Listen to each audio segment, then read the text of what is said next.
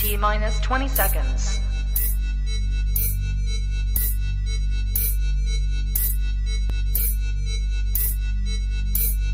10, 9, 8, 7, 6, 5, 4, 3, 2, 1.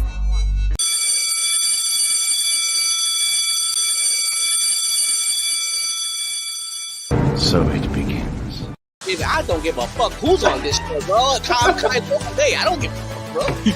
Kylo is all day, man. I got like her. I don't want you smirking at shit because you didn't see anything to begin with, so shut your ass up. It's like, yo, you constantly do that shit. At least we actually watched the fucking episode. I don't give a fuck. Eso fue lo que sentí. Todavía siento odio por Hayward. Espero que en el último episodio de la nada llegue alguien y lo apuñale. Eso no. Como que. ¿Cómo se dice, puñeta? Bad taste en película. I admit it. Yo digo que I love watching bad movies on a Sunday. Oh, I love it. Está cabrón. That's one of my favorite hobbies.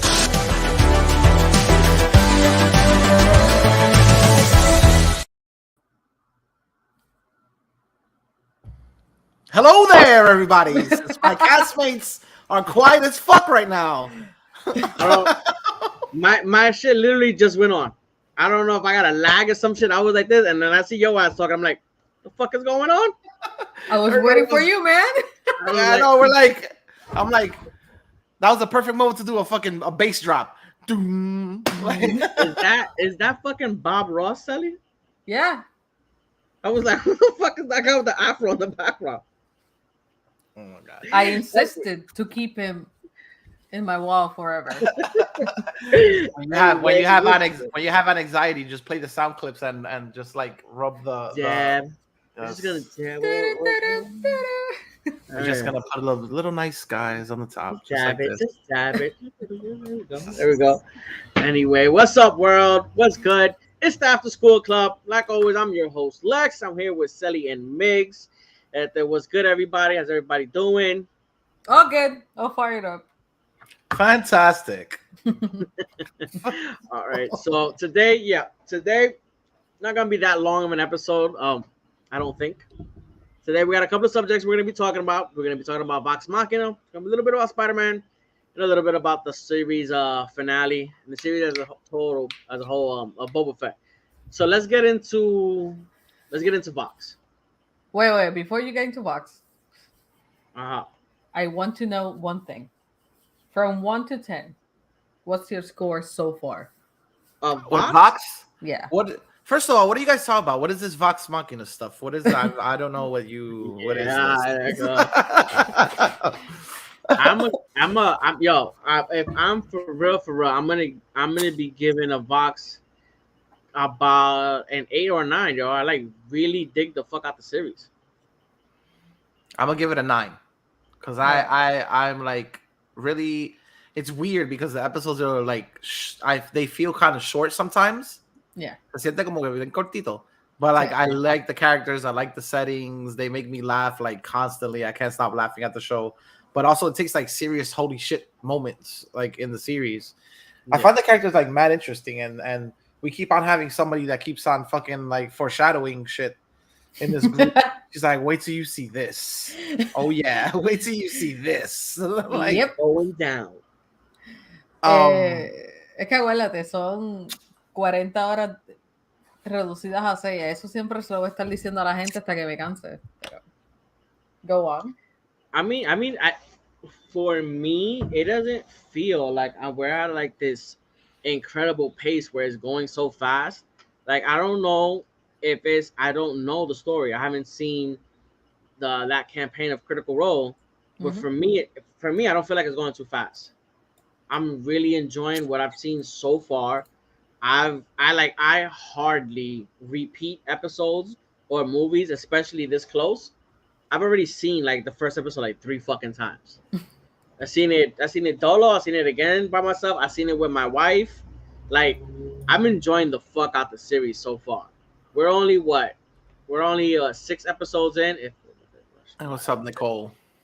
It feels a bit rushed, but I love it. I have to agree with her. Like it have this moments where like it jumps through the story a little bit quick, but like I love the characters. Yo, I love as much as I as I love the little guy. What's his name? I forget his name. Scanlan. As much as I love Scanlan, Scanlan, as much as I love Scanlan, yo, they're giving my man Percy all the fucking development in those episodes. Once every time he comes out, every time he fucking loses his temper, I'm like, oh. I'm like, I love this character. I can't wait to see more. I have like one doubt in my head, which I feel like that's the way they're gonna go with the character, but I'm hoping it's not because I really like him so far. Like he's mad mysterious. I'm hoping they're not gonna do with him what I think they're gonna do with him.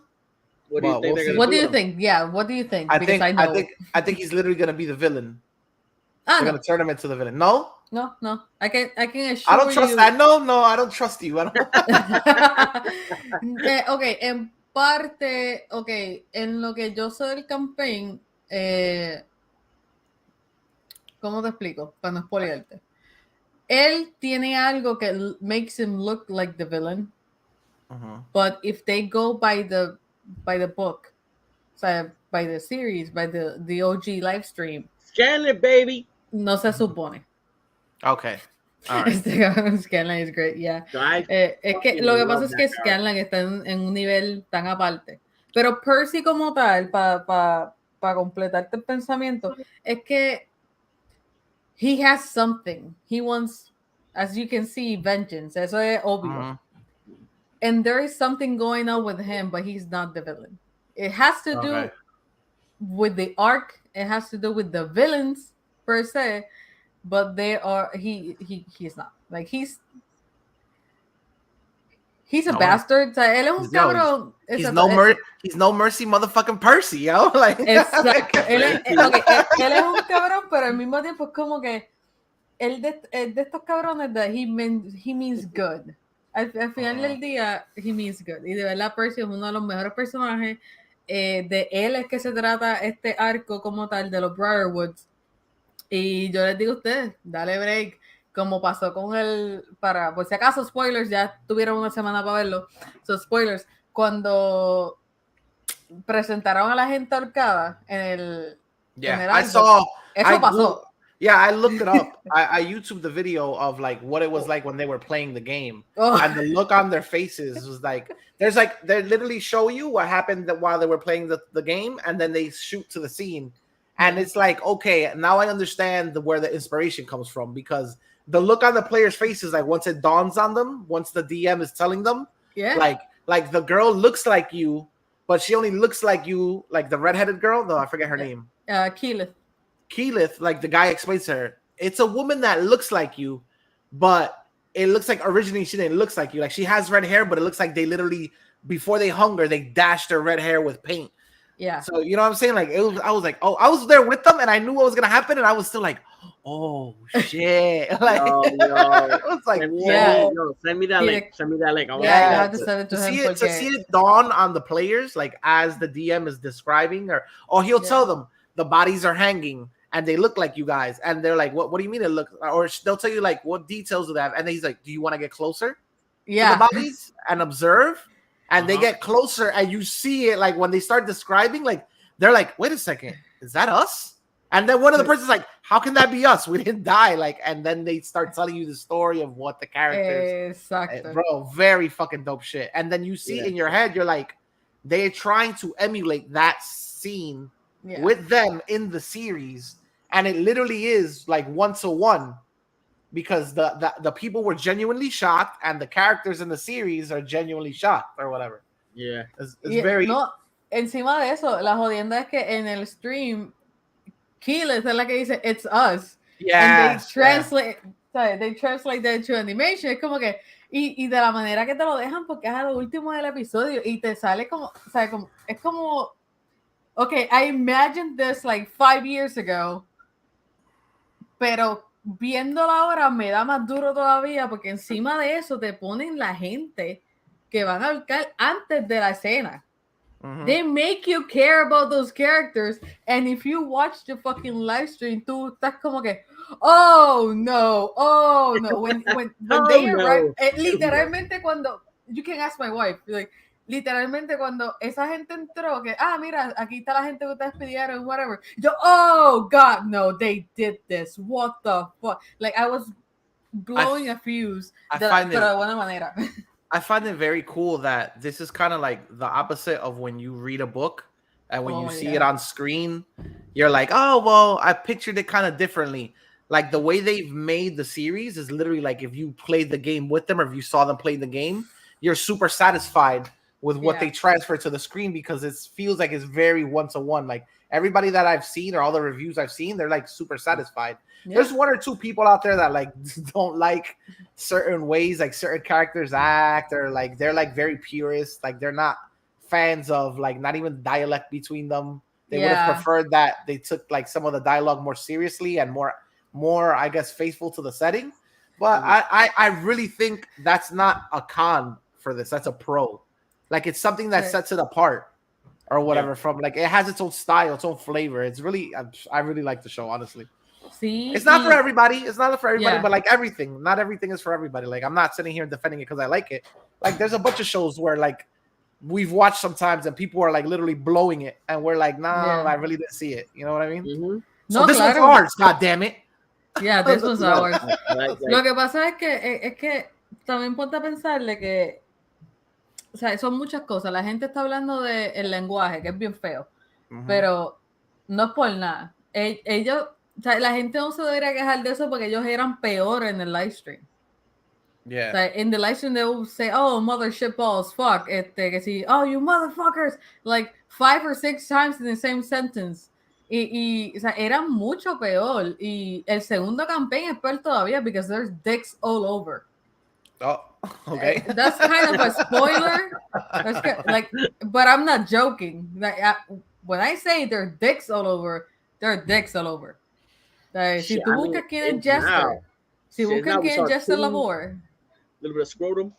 Yeah, like there's dicks everywhere. Y eso es una manera de ella like spread the word of her god because she's a cleric. Oh my god. Her god is the traveler. Y ella es como que like basically she's like a jester. So can we talk about the last 3 episodes in general? Yeah. Like, okay, the zombie episode? Oh, fuck yeah. Holy fucking shit. Yeah, como like that's I had to ask Sully at one part. I was like, is that what the fucking zombies are like in D&D? Like, is that what the zombies are like in that world? Because yo, they make the Walking Dead zombies look like pussies next to these things. Like literally like those are zombie giants. When they're running through the castle and shit, it kind of felt like to me like what they wanted, what Game of Thrones wanted to do when the fucking zombies invaded and they were chasing Arya. Oh yeah. Chasing Arya and like she's shitting bricks. Like you never see Arya scared and shit, but she's shitting bricks. You seeing them like it was intense, and it's funny to me that this fucking cartoon was more intense than that shit. Yeah, I was literally like that. I was like, I know they're not gonna kill off characters or kill off a whole bunch of people, but the way they made it look like they were getting their asses handed to them. Yeah, I was like, yo, what the fuck is up with all that shit coming out of their mouth every time they got bit in their eyes? I was like, yo, they're getting. I was like, these motherfuckers are dying. I couldn't believe it. I was like, these motherfuckers are dying. Like, I don't know where the show's going. The thing is, comparado al live stream, yo entiendo por qué lo hicieron, porque otherwise no hubiese hecho sentido. Hubiese hecho sentido para un enemy y hubiese sido un episodio más largo, because they had to discover what the fuck is attacking them because they were invisible. Oh, in the stream, they were actually invisible. Por eso que yo también So that's why they can't hit them in the cartoon. That's why they're swinging on them and they're like not corporeal or whatever. They can't really. Exacto. Por eso es. Y esa pelea actually pasó en una escalera. Nodding your head over there, a-hole. Watch out, Webster over here. They go, let me bring the big boy. Where that's corporeal. Corporeal, bro. Not my fault. That's literally gonna be our That's literally gonna be our dynamic when our two characters start interacting. It's not my fault. Your vocabulary skills are lower than mine, sir. All right. The car and just be like, suck on these balls. Pues la jodienda es que ese episodio pasó en una escalera. O sea, si tú ves el live stream, eso pasó en un pasillo, en una escalera. Eso fue un revolú bien brutal. porque ellos no tenían espacio para moverse. Esta loca sí se volvió en el Cat, si no me equivoco, en Migs, después tuvo que volverse para atrás. Eso fue un crical, esa pelea fue un crical, y ahí sí estuvo Jareth, pero la otra diferencia es que Jareth aquí es un captain, y en realidad en el livestream él era el guardaespaldas de ellos. Yo, whoever designed Jackson, is that his name? Jackson? Jareth? Whoever Jared or Jareth? Jareth. Okay, whoever designed Jareth like owes what's his face money from Black Panther. Oh, he literally looks he looks like T'Challa, bro. Like he looks like Chadwick Boseman. Like Chadwick Boseman. Otra cosa, otro Easter egg, ahora que me acuerdo, porque dijiste, they got their asses handed to them, y además de los del zombie, pues ya, ahí ellos fallaron un montón de roles, esa pelea fue bien fea, fue en su propia casa. Ahí se suponía que Percy estuviese con pijama, porque ellos se levantaron. En esa escena ellos fue que se levantaron y they were in pajamas, entonces Percy tiene unos overalls, pero tiene el butt flap abierto. Y él saca la pistola porque es la única que tenía, él no tenía ninguna de las otras, tenía como un prototipo o algo así. I don't remember very well. Pero they do mention that, but they do mention that I'm horrible with the names. What was the girl with the redhead? Keyleth. So they do mention, I did see that Keyleth has a spell or whatever that she used. Was it like sunlight or something like that? Sunbeam or something like that. Yeah. They're literally asking like, oh my god, we're like maybe Keyleth can use something. And you hear when she says like, maybe I can use Sunbeam. Or whatever. Yeah. She's like looking through a book, like maybe I can use Sunbeam or whatever. And I was like, oh, okay, that's why they did it in the series. Then, like I said, it's very cool. It's like reading a book, but everything that comes on screen is like very, very interesting. Entonces, ¿qué era lo otro allí? Pues ya ustedes saben que cada vez que Pike se va, o sea, cuando Pike se va, es porque Ashley Johnson en vida real, ella pues cogió el papel en Blind Spot, and she had to fly from LA to New York to film, so she couldn't be there. Ella, por lo menos en la serie, la pusieron que ella está haciendo cosas, which she did. Básicamente están haciendo la parte que no enseñaban mucho en el stream. Ellos se veían, o sea, es que es mucho para algo tan pequeño, porque la serie es bien pequeña, pero en vida real como que fue mucho lo que pasó con ella. Sí, ella se fue a otros templos, a reconstruir templos, a buscarse a ella misma, a rezar y pues bregar con su goddess, que en el campaign es Seven Ray, pero aquí la pusieron Everlight por cuestiones de copyright. ¿Qué pasa? Que en el stream el jar actually sale, es otro easter egg. Hay un jar with blue shit, and I mean blue shit as in blue poop. Y con eso, Scanlan could spy on Pike. Y ellos también se podían comunicar con ella de una cierta manera. Entonces ellos van y la visitan periódicamente. But they mention it. So in the series, Grog, right? Grog? Yeah. Grog says it. I wish there was something I could use to communicate with her. Exactly. Whatever, from a distance. Like, maybe they'll get it somehow. I don't know. Sí. En otro episodio, Pike sí aparece like a hologram. Yo no me acuerdo qué es lo que hace Matt, que hace que ella aparezca para una de las peleas. Entonces, Spoilers, don't spoil it. Watch out. Be careful. You're treading on territory. No, pero if that happens in the next 3 episodes, I'm gonna be a little bit butthurt. Tippy toe around this shit. No, ¿sabes por qué no va a pasar? Porque en el momento que pasa, ellos dos, o sea, ella y el grupo están separados, pero like for miles, like very long miles. Porque se supone que, o sea, por eso digo, en la serie ella te la está haciendo ver con que ella todavía está allí en Chaldore, en Imon. Te están haciendo ver que ella todavía está en Imon. Y ellos se van para Whitestone. Y sí, de Whitestone a Imon es lejos, pero no es como decir Crackhammer o decir otros lados de Chaldore como tal. Fort Daxio, que es bien fucking lejos. Y ellos pelean en casi todas las sesiones, ellos siempre tienen una pelea, pero en peleas grandes así, ella solamente yo creo que estuvo en una de Hologram, y era porque ella estaba por Skype, porque las veces que ella podía grabar el jueves, she would be on Skype, So, por eso ella salía de hologram. I got a question for you, and you could either answer it or you could decide not to answer it. Okay. I heard in a review, Ajá. since they spoiled it for me, I'm gonna guess out. I heard in a review that the bear isn't the only mascot they have. They have like a dog. One of them gets a dog or something like that. Yeah, Scanlan gets a dog. Okay. Pero... I just got a dog, son. I like it already. And then they said that there were missions where they decided to leave the bear behind, like they did now, because the bear, or it was the dog became more of a liability than a help or something like that. Sí, lo que pasa es que pasa which to me means your fucking dog ain't gonna last long in the series. Yeah, no.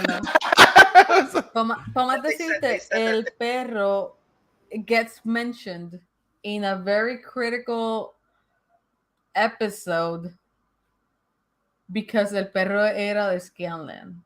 Okay, all right. Pero para eso falta un montón. Y te estoy diciendo que falta, pero es que falta, o sea, falta, dependiendo de cómo se acabe este season, falta season y medio para que, o sea, si llegará a pasar ese episodio, porque ese episodio es bien importante. Otra cosa, The Alcove is another Easter egg. Antes que se me olvide. The what? The Alcove. The Alcove, una de las barras cuando ellos llegan a Whitestone, esa fue la barra donde ellos de verdad llegaron y en donde de verdad ellos pelearon. A ellos le dieron de jodida masa en esa baja. Okay. Y en ese basement es donde estaba el headquarters que ustedes vieron de los rebeldes de Whitestone. Pero dímelo. This shit truly feels like fucking Guardians of the Galaxy and fucking in the fucking how you call it, in medieval times. Para que sepa, James Gunn hizo Guardians of the Galaxy, ¿verdad? Yeah. Él juega D&D. Él literalmente hizo un party de D&D. I'm not even joking. Él literalmente, he based off his party from D&D. So, that's what they said. Guardians of the Galaxy is D&D. Because if you look at them, they do kind of look like archetypes. The Guardians of the Galaxy, like at least the way. No. Let's be clear here, though. Time out. Let's be clear here. Let's be clear here. Rocket Raccoon. Hey. Like James Gunn's interpretation of the Guardians of the Galaxy look like archetypes out of D&D, because the comics don't play like that. The comics don't. They don't look like that or whatever. The way that James Gunn did his interpretation, they kind of look like you got like basically like the warrior princess. I'll be right back. The big ass freaking like warrior berserker guy. Pues sí. Yeah. Ya sería entonces propio decir que pues él juega con Joe Manganiello en su dungeon. So if you look at it, o sea, si tú ves una de las entrevistas de Joe, él empieza a decir que pues conmigo juega Big Show, conmigo juega James Gunn, Tom Morello, blah blah Big blah. Show, like the wrestler Big Show? Yes. He's a D&D player too. Jesus Christ! Yes. Yeah, they're coming out the woodwork. Everybody now wants to get in on it. Like, y llevan tiempo jugando. Yeah. Like, llevan tiempo jugando. Este tipo Tom Morello, o sea, él tiene un doctorado en política. Tom Morello from Rage Against the Machine. Yes. What? Oh my God. Tú dirías como que un músico tan talentoso y con un doctorado en política es como que what? Pero sí, Tom Morello. Él juega un montón de gente en Hollywood, believe it or not. Pero anyway, lo que me quieres preguntar o decirme. I lost track. I think Nick isn't here, obviously, to fucking rebuttal. Yeah. But like as the series has gone on, like none of our character favorites have changed, right? No. Okay. Por lo menos para mí no. Mine is still Percy. Yeah. Nice. Wow. Partido por la mitad. Yeah, I know, and our I don't have right now rights. The axis. Ahí está. I'll choose a side, but I'll stay right here. Yeah. No, pero sigue siendo Percy. Yeah, my favorite is Percy. Niggas probably say I have somebody I'm seeing or whatever. They said they just started the show or whatever, and right off the back they love Keyleth. Like she loves that character. She's like she really likes the Keyleth character. It's cool. Like there's a character for everybody in this series. Oh yeah. Welcome back. All right, yeah. Is your character still? So obviously, Scanlan is still your favorite. Scanlan The is still my frog favorite. is mine. Scanlan is not so much like the character that I made for the game when we're gonna play, but I truly regret not making my character like Scanlan. Scanlan is not the character I made for our game. I was feeling that Scanlan was your like literally. I mean maybe without the guns, because Scanlan doesn't use guns or whatever. Not No, yet. but my Yeah. character, remember, But the my archetype character- is more or less.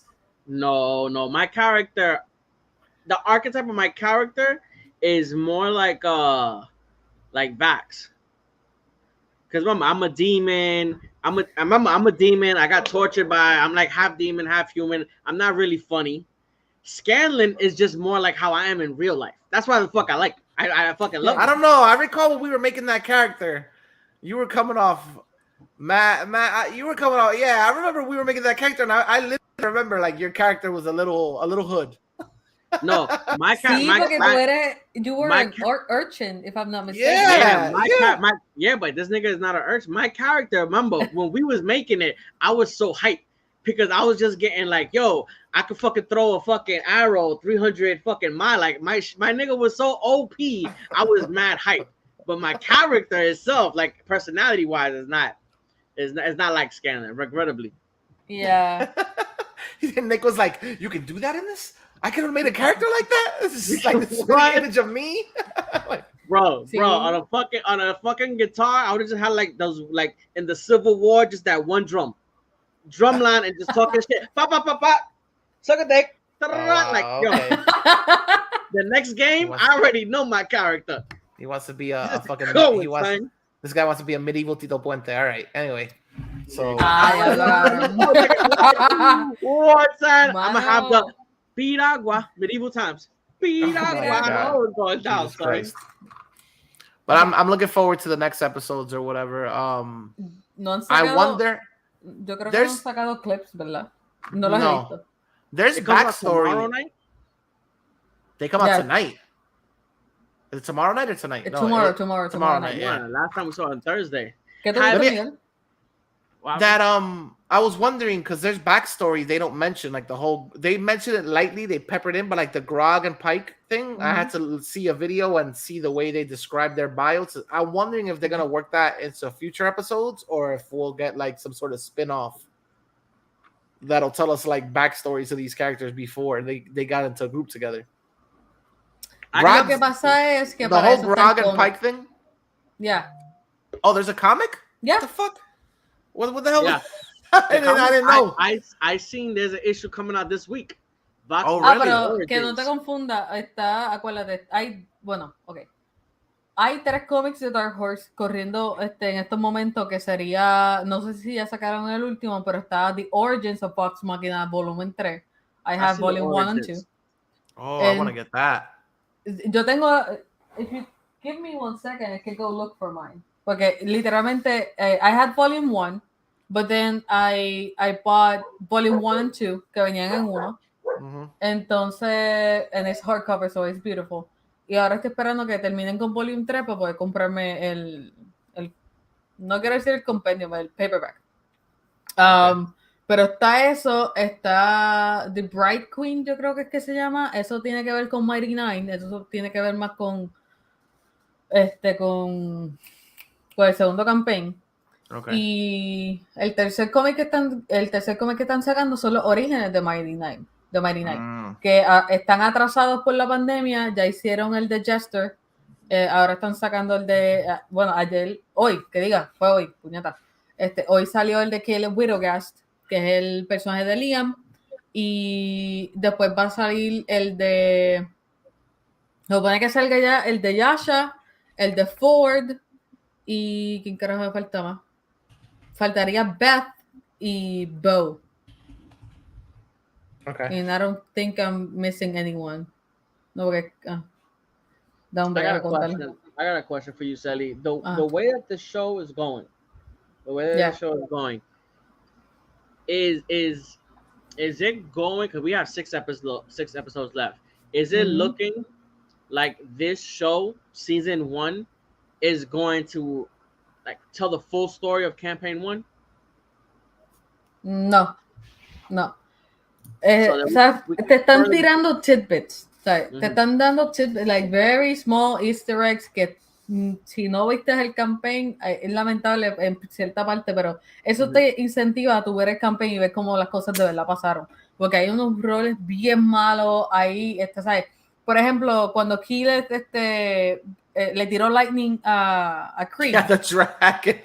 She supercharged the fucking dragon. Yeah. Exacto. O sea, momentos funny. así son cosas que sí pasan en D&D. No es Keyleth siendo useless, es que simplemente sí She made a hubo un mistake. hate. Ya, exacto. She made a mistake porque ella no Yeah. sabe qué dragón es.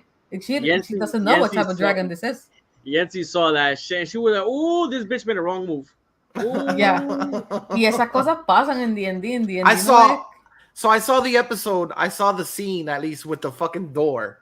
Oh! What they did to open the door or whatever, and it was like, yo, that shit was that. As they're playing it, like I was laughing because I was like, okay, I get the whole thing why they did like short flashbacks. Basically, it was Scanlan, Vox, and I think somebody else. They Hey, were on one Percy. side of the door, and they were like literally like 15 minutes fucking fighting a door. They were like, is there a window? And then Scanlan climbed in through the fucking window or whatever. And he's like, why don't I just use my mighty hands? He's like, no. I'm going to put a sword through the door or whatever. And he's like, and the DM is like, you sure you want to do that? He's like, yeah, I want to do that. So he puts a sword. And in the game, the guy playing Scanlan tries to grab it. He even says it. He's like, I'm not going to grab that thing with my bare hands. He's like, then look. He's literally the step, but they're role playing. So he's like, so then look for a rag to put in next to the sword. And he puts a rag and the DM goes, yeah, you just did 10 damage to your hands. And then he Even though- screams. yeah, it's really good. Like the correlation between the game and the fucking series is like 95.5% faithful. It's very good. It's very Yeah. funny. Y eso de las fucking puertas, mano, y no es la única vez que pasa. Like every the cartoon, What cartoon? yes. Oh, hay mucha gente en YouTube que hacen animations Mhm. con los boys. Entonces lo hacen a veces tan y tan funny. Hay uno de Keyleth que, oh my god, that is the most memorable moment. I wouldn't mind spoiling it for you guys. Porque No, ese don't spoil it, momento don't de spoil it. Keyleth, es que ese Don't momento spoil de it. Keyleth was amazing. Pero a la pregunta, fíjate, el tidbit que yo te estoy diciendo que es el carpet. Esa parte del carpet, créanme. What? Enviaré el link de Killer. Oh my god. Say, you fucking tell him about the cartoon. What the fuck is this doing right here? Hey. What's up, yo? Killer. She said, you fucking tell him about the cartoon. What you think? I'm not here? I'm not watching? No, son los animations, son los animations que la gente hace que les quedan bien cabrones porque they're even funnier. They're funny. They're so funny. Pero la pregunta, o sea, la alfombra, la maldita alfombra, puñeta. Yo no voy a spoilear mucho, pero yo espero que esta season se acabe con una referencia a esa alfombra. Y lo que pasa que tiene que ver con esa alfombra, it's massive. Y te estoy diciendo que es massive. Y eso no sería justo que lo pusieran como que con The Briarwood Arc en parte, porque aunque sí pasa inmediatamente después que ellos terminan todos los Briarwoods, como que the Briarwoods, they need their own thing, and they're having their own thing. Y no creo que vaya a ser en este season, pero yo espero que sea en el próximo season. Are the Briarwoods a setup for something bigger? Yes. Okay. All right. Shh, that's it. Eso sería season 3. Cut it off right there. No, pero honestamente sería season 3, porque esa parte que tiene que ver con los Briarwoods, que tiene que ver con algo que ya mencionaron, no tiene que ver con la alfombra. Un cierto personaje que ya mencionaron, créeme que esa pelea estaba hija de puta. That shit just sounds so, like, unbelievable because the Briarwoods seem so fucking OP right now. Like, yo, like, she just laughed and was like, ha ha, what you fucking see? I fuck with both of their designs, like both of the designs of those characters. I really like the design of the vampire big ass dude or whatever. Sí, he looks like a character from like a SNK fighting game, like That's what I'm saying. Darkstalker. He reminds me. He looks like a Romanian bison when I seen him. When I first seen him, I was like, for some reason, I started thinking about Bison. Oh, really? He looked like fucking Bison. Sí, es que te digo que they nailed it. De verdad, they nailed it con los diseños. Y sí, porque Silas está cabrón. Delilah, pero Delilah es peor. Si ustedes le tienen miedo a Silas, deja eso por el lado, tengan miedo a Delilah. Fuck that. Fuck her. She's the necromancer, right? Yeah, let's call her that. Okay. Yeah, that's one name. Yeah, that's one name. Is Orengo here or not? I see a box there with a face palming. I'm here. Él está así. Okay, Él está así okay. como que maldita sea. Orengo's eating something. Yeah. No, pero ya. No sé, mañana ya tenemos el watch party. Mañana sale los otros 3 episodios. No he visto ningún clip. Tampoco tengo mi teléfono aquí para buscar algún clip. I'm gonna tell you right now. Y'all better not watch it without me. We already made a habit out of it. I know, por eso digo, I watch it with you guys. Then I might get in trouble for saying that. Never mind. I think I just did myself dirty with that one. Delilah is a puta. All right.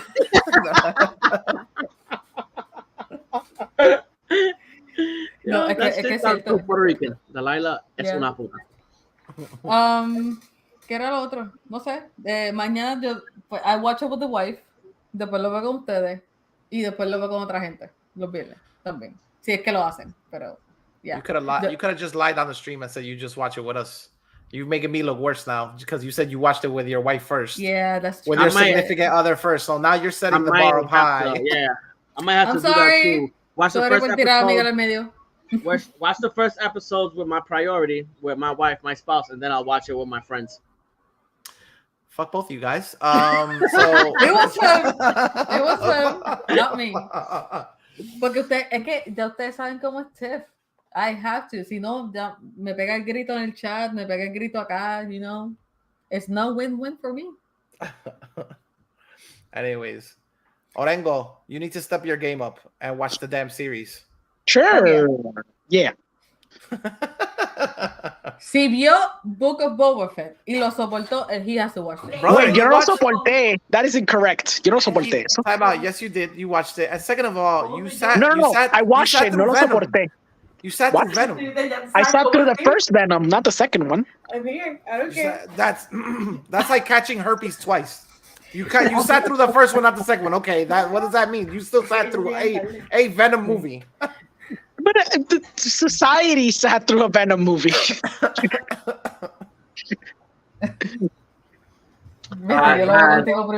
Has watching the series, Miguel, has it changed anything in your mind about the character that you've made? No, not at all. On the Nope, contrary, never. I'm mad amped now to just play the role of like a uppity douchebag because I see in this series it meshes well. Be yourself. Yeah, asshole. like everything I can't be because I'm a nice person and I'm not a fucking come mierda. Like I could totally be with this character. Yeah. You know what I mean? Don't use air quote me, asshole. Like, there you go. So it's very interesting, and that's one of the things I like about Percy. Like, yo, he's truly embarrassed to be with this fucking ragtag of people. No se comportan, carajo. These are the type of people you go to the movie theater with, and they throw their fucking feet up on the chairs, and you're here like that shit. That shit makes me laugh. Mm-hmm. It makes me laugh so much, like just thinking about the exact thing you said. Because I'm like I'm watching Percy, and I'm like, yup, that's Miguel. And let's we all out, all the boys, and be like, yo, fuck those people. And Miguel's like, maybe we shouldn't fight. Maybe with the black guys, you know what I'm saying? I'm gonna comportarnos like fucking citizens. But when shit gets tight, Percy's the first one to swing. That's like always. That's when Karen laughed. That's why I like Scanlan, bro. They found the kid bleeding out with the quarter and shit. Everybody's mad sad, and this nigga's tuning his guitar. And Vax is like, yo, Scanlan, what the fuck are you doing? He was like, I'm making a song because we gotta fucking kill a dragon now. I was like, nigga, son. What happened, baby? Ya verás, Percy, deja que Percy siga sacando bad news porque roleó demasiado Natural 20s. But he also misfired. I heard there's a third gun. Yeah. There's a third gun, right? Está Pepper Box, que es la que él tiene ahora. That's the one which I wasn't too fond of Pepper Box, but all right. Está Bad News. Bad News y Retort. And Retort, yeah. Son Shit is tres fire. guns. I'm looking forward to the next episodes. Let's see what happens. Ay, sí, ya estoy. Tengo ansia. Tengo ansiedad y todo. Es más, voy a. En lo que ustedes hablan de lo que sea que vayamos a hablar ahora, voy a ver si tiraron algún clip o algo, porque I'm super hyped. No, So what's the next? think, I think we're ready to go to the next topic. Next topic, we're gonna talk and be we're gonna be talking about Boba Fett. Before we get into Boba Fett, I had a discussion with Miguel knows. I had a discussion with a cast member, somebody that has been cast in season 2 of Andor. So I had to talk with him. It's an exclusive just for us. Miguel knows this, really? Yeah. Nobody else. This is gonna be an XV and Richport exclusive. Right now, I got the very first image of Manolo Solo.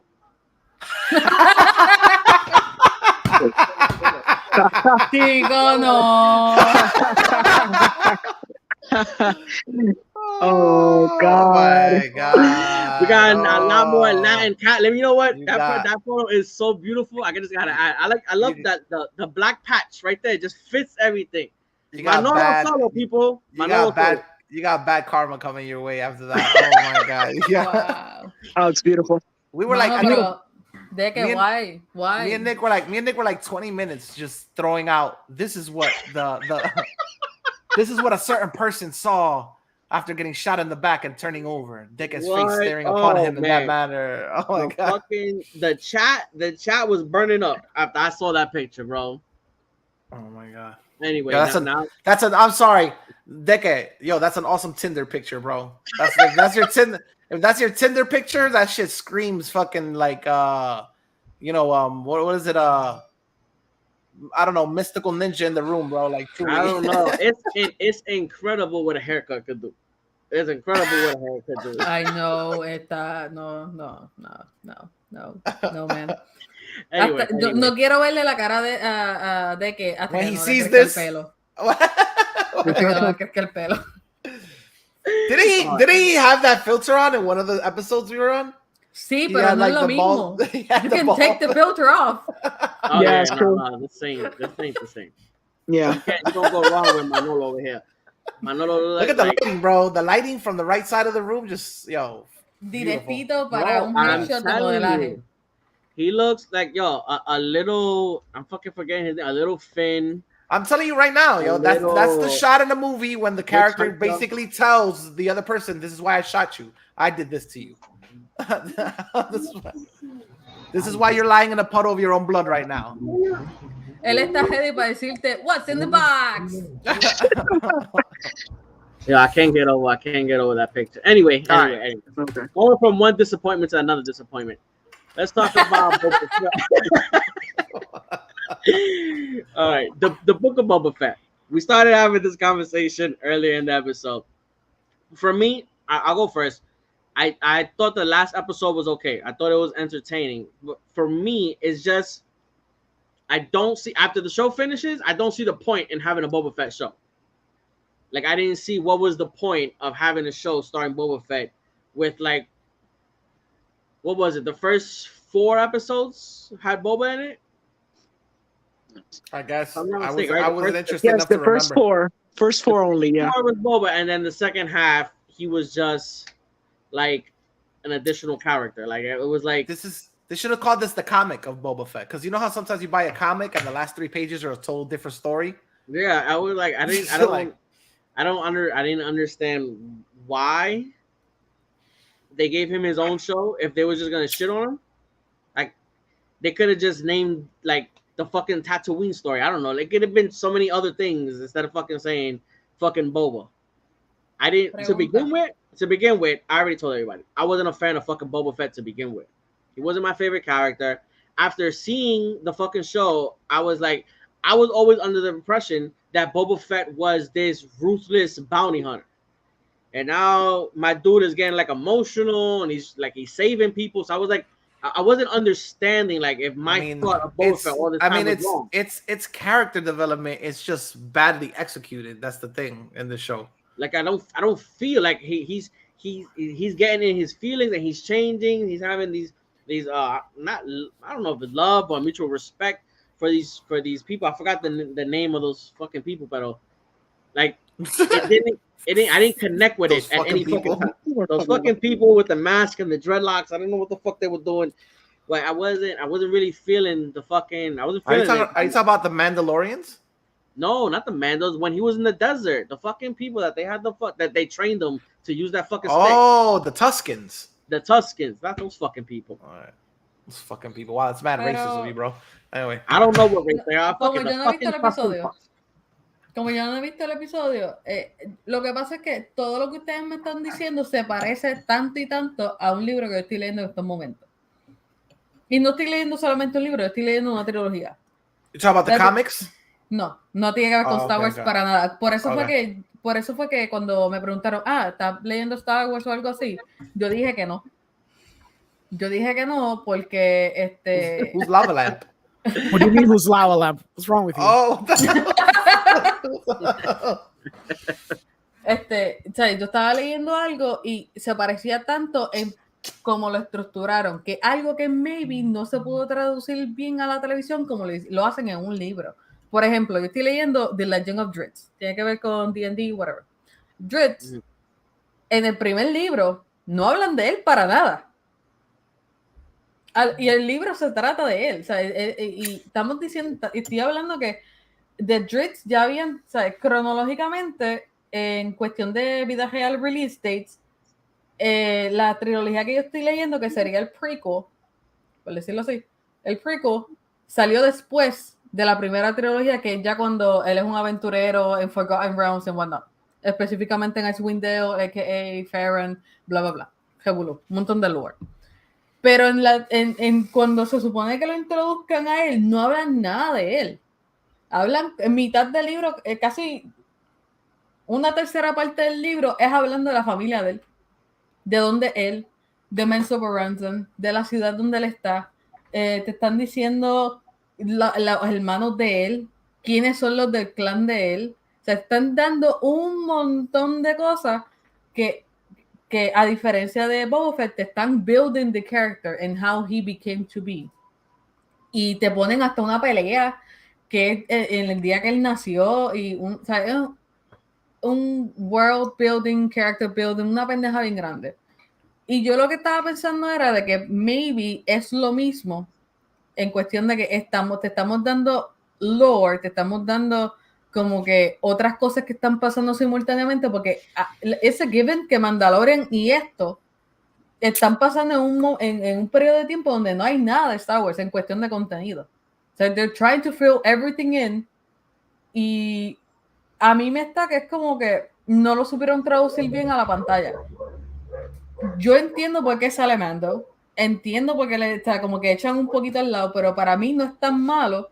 Lo único que lo hacen al final de la serie. Si lo hubiesen hecho al principio, pues entonces está mal estructurado. O sea, yo entiendo de que Book of Boba Fett está bien mal estructurado. Por eso es que yo hago el ejemplo del libro, porque I just saw something igualito a eso, donde el personaje principal no sale, no tiene nada que ver, y como que si sale es como que no te motiva. Y estamos hablando que es algo totalmente diferente. It was a good episode. It was a good episode. It just felt like this episode should have been like an episode of like the next season of Mando or some shit. Why did you think it was a good episode? What would you define it? What compelled? What did it compel you? I thought it was a good episode because I was just entertained. I liked the action. I liked what was happening. I just didn't like how you say it. I didn't like the context of it. I didn't like certain things, like the whole Grogu and Mando shit. The whole Mando shit, plain and simple, being there. I thought it was a good action piece. I thought this probably would have been a really dope episode if they would have if Boba Fett would have never came out and this shit would have been like a live action version of Star Wars Visions. Like for me, this episode was good in itself. Like without the rest of the season, if this show would have just been like a random Visions type episode, I was like, oh shit. Who was the director of this one? Robert Rodriguez. That makes kind of a little bit of sense because Robert Rodriguez tends to do shit. Like if his movies sometimes feel like he was filming something And while he was filming it, he wrote an idea down on a napkin, and the next day he was like, "Yo, add that shit into the movie." Yes. Add that. Oh yes. I don't give a fuck about budget, but add add this shit That's into the the movie. Like the action of it was cool. It's just it for me, it was a shitty finale to a shitty season. I thought the episode was cool by itself. I had fun watching it. The whole Cat Bane shit didn't make no sense to me. I didn't. The Cat Bane shit made Como no que está sense cool to que me. apareció, pero Like, Is what it the fuck though? am I doing here? Is it even cool que apareció at this point? I mean, when I saw him, I thought it was a setup for something really interesting. Yeah, it's I thought it was a set up for setup. you to be like, "Qué cool." No, but that's the thing, though. Okay, I'm we're gonna buy and some toys. No, he's gonna. Orengo's gonna It's a love great this. hot though. toy. Orengo's gonna love this. It was a setup for us to say "que cool," but I'm pretty sure that somebody that doesn't know who the fuck that is was like, "Who is this character? Why is he like mysterious?"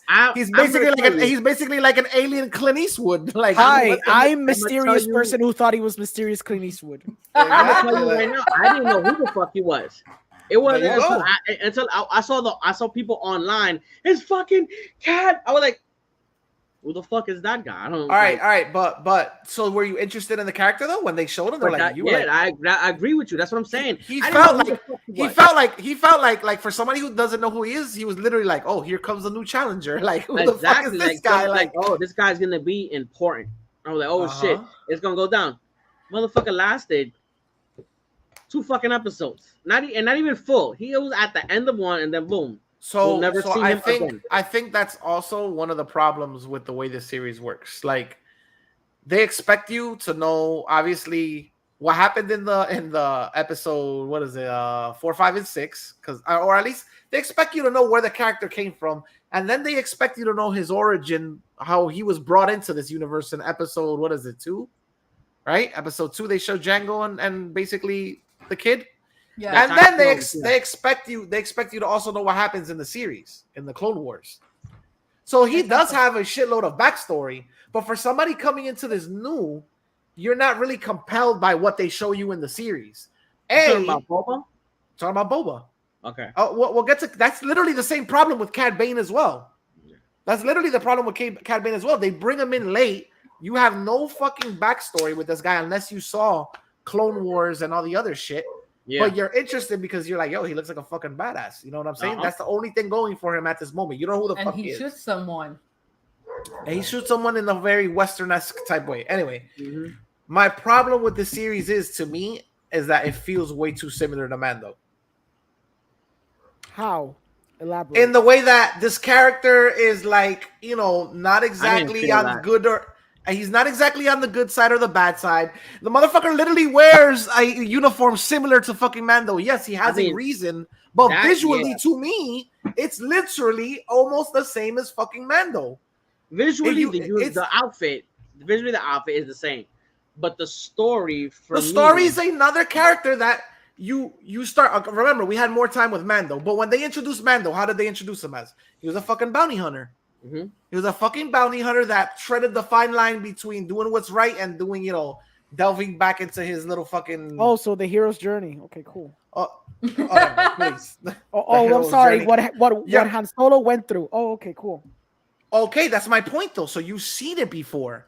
Yes, you've seen it since the beginning of cinema. Okay. Okay, then, but that's another. Okay, you have that strike already against it. But Ya paró el dedo. Fucking similar. Like, to me, I was like, this shit feels like you're regurgitating the art, like Mando's archetype, and then just like adding what you're trying to build is like a little seedy underworld that is really fucking boring. It's really boring. It's boring as fuck. And then it's Tatooine, I guess. Then to top it off, you really fucking lost your shit because you added characters that people really have feelings for into the mix. So it's the thing of like, why do I give up? I don't care about this character, and now you're adding characters into the fold, which I really do care about, and I'm really interested in seeing, like what's gonna happen with them. He takes a back seat. It's falta que la traigan a ella. I'm not gonna lie that I marked out when I saw C-3PO. When they even showed C-3PO, I was like, yo, Oh mean my R- god! No, R2D2. My bad. When they showed I was like, R2D2, when the fuck? I missed something. I didn't when see they that showed R2D2, I marked that. I was like, oh shit, no, whatever. And obviously, we marked out for Mando. Now, as that episode went on, and as they kept on showing Mando, oh my god, did I feel they just took a piss on that character? Wow, did they take a piss Boba? on that character, on Mando? Amanda. I do not agree at all with the way they handled him in 2 episodes, and the to me the fucking sacrilegious thing they did of reuniting him with Grogu, like, it's so soon. Yeah, It's so fucking soon. What do you like? It wasn't. To It wasn't. our some, eyes, it wasn't it's some. soon. It wasn't It can't some be. coming back. It But was. Sonny, It was. it can't be not how even like fast? not even 5 years. Like, it can't even be that much time. But it doesn't Oh. even. It doesn't. 2 But weeks. the time. It's the, a weekend. The time within the show doesn't matter as much as the time for us. Like, we ended one season, and the very next season of Star Wars thing, they're already back. Like, No, it could have been. It could have been. I 10 disagree. years. No, I disagree. For me, I it could have just- been 10 years in the show. But like, I felt I just said goodbye to him. I felt like I just saw that No. goodbye. If you would have shown me like, yo, this is like 17 years later, No. and there's shit that these 2 characters have been through that we don't know about, and now that's what we're gonna explore, I would have been totally on board with that decision. I would have been like, oh shit, there's like, Grogu looks like, he doesn't look like a teenager, but maybe he looks like a fucking actual little boy instead of a toddler now. Like, you know what I mean? Like that means that time has passed. Oh shit, he was this whole time with Luke, and Luke started the academy. That means that he has training now. Like, he's gone through some shit. He's gone through trials. What the fuck has Mando gone through? Like, all this time, you know what I mean? I would have been interested in that. Instead, it's like, yo, you were away for 2 weeks. Yeah, I missed you too. Like, it's so fucking stupid. Like, it totally nullifies in my eyes. Like, I feel like it really nullified that scene where he's like saying goodbye to him, and it's so like, it's so impactful. And like, we were all squirting tears. He was just gonna see him like 2 weeks down the road. Like, what position? Like, for me, if you were gonna go full dumbass with it, if you were gonna do that and just do shit, you were just gonna cheese it up. Have Grogu like dual wielding lightsabers already and just fucking taking people out, and he's part of the fight and all that stuff. If you're gonna go full dumbass with it, then go full dumbass with it. But he lifted like he lifted like a droid, and he killed the beast, the King Kong thing at the end. So He didn't he's even- stronger he- now. Well, He did it. He fell asleep. He put them to No, sleep. but he fell asleep after doing 2 big things, Miguel. He put him to sleep. Ante, He put it him was to one sleep. thing. No, antes it was like the one thing, right? Now he does 2 things. Orengo, you're making it worse. That still doesn't make any sense. So that means over the weekend he became powerful. He became more Yeah, powerful. he's like a little Gary Sue boy. Oh my god. Yeah, I Little thought Gary that- Sue boy. That's wild. I hated the episode so much that once I was done with it, I turned it off. I totally forgot that there was a post-credit scene. And I'm talking to Deke, and I'm like, Deke, did they like insinuate that Cad Bane isn't dead? Because he literally said somebody's in the regeneration chamber. It's like somebody's occupied. And Deke goes, didn't you watch the post-credit? I'm like, fuck, that's right. There's a post-credit scene in this Of course there is. horrible fucking It's Disney. this horrible scene. And then I'm like, oh. And then I was like, okay, that makes sense, but why would they choose that character? I mean, Miguel, does it really make sense? Does it? I mean, it makes sense was because like, I guess who gives Timothy a fuck? Oliphant signed on for more than just like 2 or 3 episodes. But in my Pero- head, I was All cabrón, I think Timothy Oliphant was in that episode because Bill Burr couldn't make it. I guess so. I don't know. Es que me frustró esa parte because era el post credit, and then you're like, oh, okay, so I guess he's not dead. But then, like the way the show had done it, cuando presentaron de que he's dead, I'm like, oh, okay, so that's how you're gonna like tell the audience that the character died just off screen, because fuck you. Y yo estoy pensando como que, so esto fue un afterthought. You guys didn't know what to do as an after credit scene, and you just pulled this out of your ass. Like You have to be fucking kidding me, en serio. That post credit was very anticlimactic. I was like, and I don't know, like it sets up something. I would have loved somebody to like open the shit and stab him through the fucking chest or something. It was sets just, up, but that's Leave the him thing. dead, for fuck's sake. It sets up something, but is it something that like I'm super hyped and interested for, especially seeing at what you guys did with Boba? It's like not really. What does it set up? Because I didn't like a I, show like, or something. It went over my head. He'll probably be back in another show, or I'm not sure. So then, like, this even is post. even the This thing. is post. Hold on. This is post. I'm trying to figure out in the timeline. This is before episode 7. After Return of the Jedi, and before The Force Awakens. Okay, so no, he's not gonna pop up in Endor. Endor's super way before. Yeah, because Endor is before the Death Star.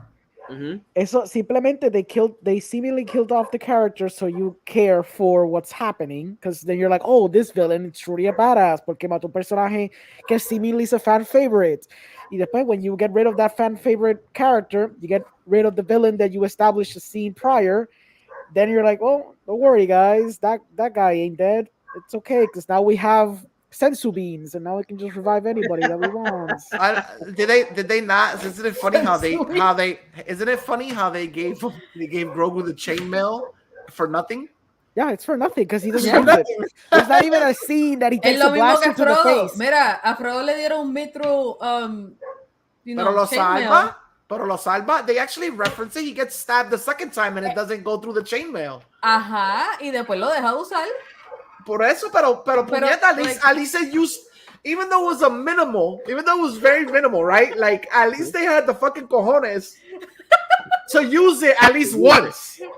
They were like, they literally made this thing a pivotal decision. Oh my God. Which, by the way, they made a pivotal decision. They were like, you have the chainmail or you have the lightsaber. This is a choice that will change you forever or whatever.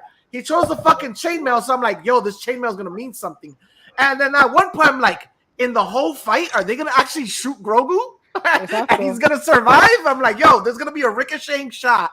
I'm like, in my head, I'm like, that shit is drama to me. There's going to be a ricocheting shot, and this guy's going to lose his fucking shit because they shot his baby. And then we're going to be like, oh my God, they killed Grogu. And then they're going to be like, no, because the chick, not even that. Not even that. Instead, what we did get, we got Grogu flying a motherfucking X-Wing out of nowhere. We just, yo, Sully. He literally showed up in a fucking X-Wing by himself. Yep. A fucking child. Because I was thinking it was going to be like, it was going to show another character in the X-Wing, but then it's like, no, it's just him. No, we don't give a fuck about sports, Orengo. You can say it. We thought it was going to be Luke Skywalker and that motherfucker. Yeah. It's Grogu. Grogu just shows up with C-3PO in the backseat and shit. And no fucking way. I mean, I went with R2-D2 in the backseat, and he's like, yeah, I brought him here because... R2-D2's like, I had to bring him here because reasons, bro. Because reasons. Because I'm always the robot. I'm always the robot involved in complicated plot points. So, por eso yo te iba a preguntar, pero entonces, ¿qué droid lo está guiando? Porque eso no seguía solo. Bro, I'm telling you, I was like, wait a second. Did they really just... So, yo, Grogu hopped into a fucking X-Wing and flew halfway across the galaxy for no fucking reason. Because he doesn't know what the fuck is going on here. That's the episode. That's the episode that we're missing. That's the episode. The fucking adventure of Grogu and R2. Just fucking going from where they were the fuck all the way over here, bro. Just getting into shenanigans. Nada de esos 2 episodios y medio sirvieron un propósito in the overall scheme of things. Entonces yo le esto mucho en Puñe Vader. Yo me fui en un viaje después de esto, just considering the fact. How did Omar take it? Oh, bueno, I mean, obviamente he didn't like the last episode. Va a hablar mañana del último episodio, que hoy, el que vimos hoy. Pero I went very meta because then I started posing the idea de que genuinamente, if you think about it, we haven't seen anything new from Star Wars de los prequels. And then Miguel touched upon something that was kind of half true. I don't agree that the narrative structure in Boba Fett y Mandalorian es lo mismo, pero mucha gente empezaba el Mandalorian porque parece que estás viendo Boba Fett al principio. You're thinking, it's just a different type of Boba Fett. Entonces, like, Star Wars unto itself está tan deprived of anything new or anything original que tiene que usar visual references to hook you to something. They don't even have to rely essentially on a character you've seen before, pero they can just use visual iconography to hook you into a premise. So, por ejemplo, tiene Mandalorian. So, la gente que empieza a ver el teaser o el primer episodio dice, pues estoy viendo el show de Boba Fett, ¿verdad? Because I don't know. Like, I know Boba Fett and he looks like a Boba Fett. So, what is this show about? And then you discover it's a different character, right? But then how do you hook the audience more? You show a little baby Yoda. And that's how you hook the audience. You don't show like literally a larva egg or a new creature you've never seen before. No, no, no. You have to use something iconography que se haya visto antes in order to hook the audience para que ellos acepten la premisa a algo nuevo.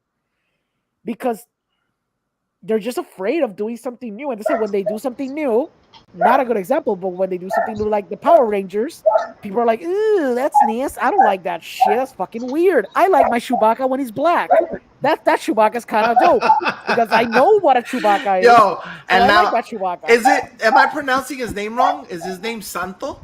Algo así. He's a Latino. He's Latino. a fucking, he's a cholo Wookiee, yo. I'm Yeah. like, yo. I thought for a moment of Santos and Manolo Solo. for one moment that I swear to you, I was like, is Danny Trejo in this fucking suit and I don't know it? Like, is Danny Trejo playing this? Every time he called him Santos, I was like, yo, if he has a fucking tattoo, if he has a tattoo of a chick with a Mexican hat on, like on his chest or some shit like that, I was like, yo. Pero de verdad que este show, Him say, Órale, el último episodio fue horrible, la acción fue mala. Yo vi un video de este tipo que se llama Doomcock, que en su YouTube channel estaba hablando de que he had some inside knowledge de cómo el último episodio iba a correr, and what he was saying es que apparently Disney was scrambling to restructure the ending hasta la semana pasada because of the feedback de los últimos episodios, especialmente with the Power Rangers stuff. And they apparently substantially cut a lot of those action scenes que tenían que ver con ellos because the audience didn't like it cuando salió en episodio 3. And it kind of makes sense because you almost feel like they were supposed to do more. But in the actual episode, when you see them, ellos como que empiezan a hacer algo and then they don't do shit. You know what I mean? Yeah. Like they kind of show up y hay una secuencia que claramente should have been longer que cuando es que ellos están pinchados con lo malo. But then Fennec comes and saves their asses and shit. But I'm pretty sure they were supposed to do more in that sequence. Y yo creo que for the sake of just not having more of them, pues cortaron un poquito de ello. I don't know, even the action was subpar. Cuando llega el Rancor, the whole thing with the Rancor, I'm thinking to myself, okay, so you're trying to reference Dune, and I'm assuming you want to do like a visual allegory to, I don't know, visual allegory to when Timothy va ride los worms, and you want to do the same thing with the Rancor and Boba. But it wasn't earned porque you established the Rancor like 7 years ago. ¿Te acuerdas este freaking show? Well, not the show, but like it took so, like when you show the Rancor was like in episode 3 or 4, and then we never see the Rancor again in the payoff hasta el final, but you never saw like an evolution of him learning how to ride the stupid thing. We never saw like a stupid montage a los Rocky con Danny Trejo diciéndole a Boba Fett, mira loco, así, this is how you ride this guy. Y qué sé yo, tener musiquita de guitarra o algo in the background, pero nada de eso pasó. It was very painful. Like I was telling Deke, it sucks to know that they have like all this like universe and crazy world to play with, and they give you like this little half-ass story. It's kind of like como que pica un poquito. Yeah. You know what I mean? Process, like, they ruined the other show too. Yes. I'm really destroyed the other show. Now you really fucked yourself into like a tight spot, because how do you do another season and not reference what just happened here? You know what I mean? I mean, yo supongo que lo que van a hacer es cuando antes que empiece el show va a hacer un montaje de eso of here's what you missed on Mando. No, but that's the point. I would like for this to be a bad dream and not happen, and have Grogu back at the academy, and this guy's suffering because he can't see his child. You know what I mean? Like it's a very cool dynamic to the character, but now you just gave him like what sacrifices there? He gets everything. I don't understand. Like, yo no entiendo. I don't understand. This was a mandate thing, a money thing, porque es que se siente que halfway through Boba estaban en el writers room y alguien dijo, mira, I want Grogu back. You can't just take my money away from Grogu merchandise. Es como que, pero es que ya narrative wise that man's not there. Sí, pero jódete. I want him back. I want that little green moneymaker back. That's what I was thinking. I was like, Disney was like, no. Se siente that they were trying to slowly rewrite him back into the narrative, porque todo lo que sirve esos 2 episodios y medio es para decirte, but we ended up back in the status quo before the season finale de season 2. Yeah. That's all that it served for. And the last episode was like, I told Nick, I was like, this shit should be a fucking Thanksgiving episode. Everybody and their mother was in that episode. Like, See, even the whole thing of tying on the knots. Yeah, like Ahsoka was in the episode. The fucking Yeah. droid, the motherfucking droid from the game. Yeah. What is it? I forget the name of it. Fallen Jedi. Yeah. Fallen Order. The Fallen fucking Order. droid from Fallen Order was in the series. I'm like, Easter Yo vi egg galore. fotos. Yo vi fotos de esos de los de Ahsoka. I'm Vi like, what the fotos fuck? de Grogu. Es que Yo pensaba, I truly thought, I was like, oh, this is the holiday episode. They're gonna cut a turkey. They're gonna eat a porg. They're gonna eat a big ass porg at the end of this episode. es como lo que yo le digo a ustedes. Mientras más cosas buenas enseñan por ahí, más mierda son. Yo, what the Yeah, fuck? but that droid that's from that game takes place when? Between Revenge of the Sith and A New Hope? So for one of the things, Vader's alive. So obviously it takes place before the Return of the Jedi. And I think, so I think it's in between A New Hope and maybe like... Because he's supposed to be one of the younglings, no? This is after Order 66? I believe so, yes. That's right. Mhm. So to where I played, he's one of the younglings or whatever. But he was young when everything happened, but then he kept on training, if I'm not mistaken, with somebody else. So the possibility es que él puede salir, I guess. Oh no, they're gonna. That's You what bet I'm- your that's- ass. You that's bet what your I'm ass. getting, They're probably gonna cameo him sooner or later in the thing. Expect him and expect Ezra. Yeah. But did they say that drone is The his droid- drone, or is that just But the thing is that droid is custom made. That's what Deca told me the other days. Also, it's not. Okay. When I saw it, I was like, oh, it could just be a line of droids. No, Uh-huh. he makes that droid is custom made. It's not. There isn't a line of droids that look like that. Exacto. Okay. According to the real geeks out there that love this shit, not a simple-minded simpletons out here that watch it for fun. To Manolo. Yo, it's just honestly like I'm very curious. ¿Tú sabes lo que yo estoy esperando? You know what I would like in the Star Wars universe? What? We've seen what like bad talking people can do in the medieval setting with Vox. We've seen what it could do in like the Marvel universe with like Deadpool. I think Star Wars needs like a guy that just crosses it up, uses the force powers in like ridiculous ass fucking ways that you've never seen before. Fuck honor and the code. He's just like out here. He don't give a fuck. Like He's just the straight up like. fucking- So you mean Force Awakens? I played that game. It's But really he's cool. he's a villain. I want this guy to be good and or Not not even give a Force shit about good or Force, bad. For- Like, Force Unleashed, you get to pick. That's the whole point. but he's too serious. That's the point. He's too serious. You talking about a Stop. game or like a Stop show about- or some shit? He's talking about Star Killer. Wait, no, I'm talking about a show. Like you need to introduce No. a character into this universe that It has the, a name. Starkiller. no, but Star Killer's too serious. I for don't know. I this, played like- the DLC where he was. I'm kind of tired. I'm kind of tired of the Star Wars universe being up its own ass. Pues mira, tranquilo. I can offer you alternatives. Mira, ve esta Spaceballs. película de 24 ya mismo, que yo vi el trailer esta mañana. Oh my Really God, great. ya, ahí está. What You was can it? just- What's the movie? Ahora What's the son los movie? dos dedos. Se llama Men. Es de Alex Garland, el que hizo Ex Machina. Ok. Oh, I just saw that the trailer just popped up for that shit. Se ve cool. No, pero just going back to the Boba. I don't know. Like I think. Oh, Spaceballs. I- That's what Spaceballs is for. Yeah, that's Spaceballs. Spaceballs, true. yes. You essentially pitch Spaceballs. You know what the sad part is they'll reboot it and they'll fuck that up. They'll fuck that up too. Somehow, but they managed to do it.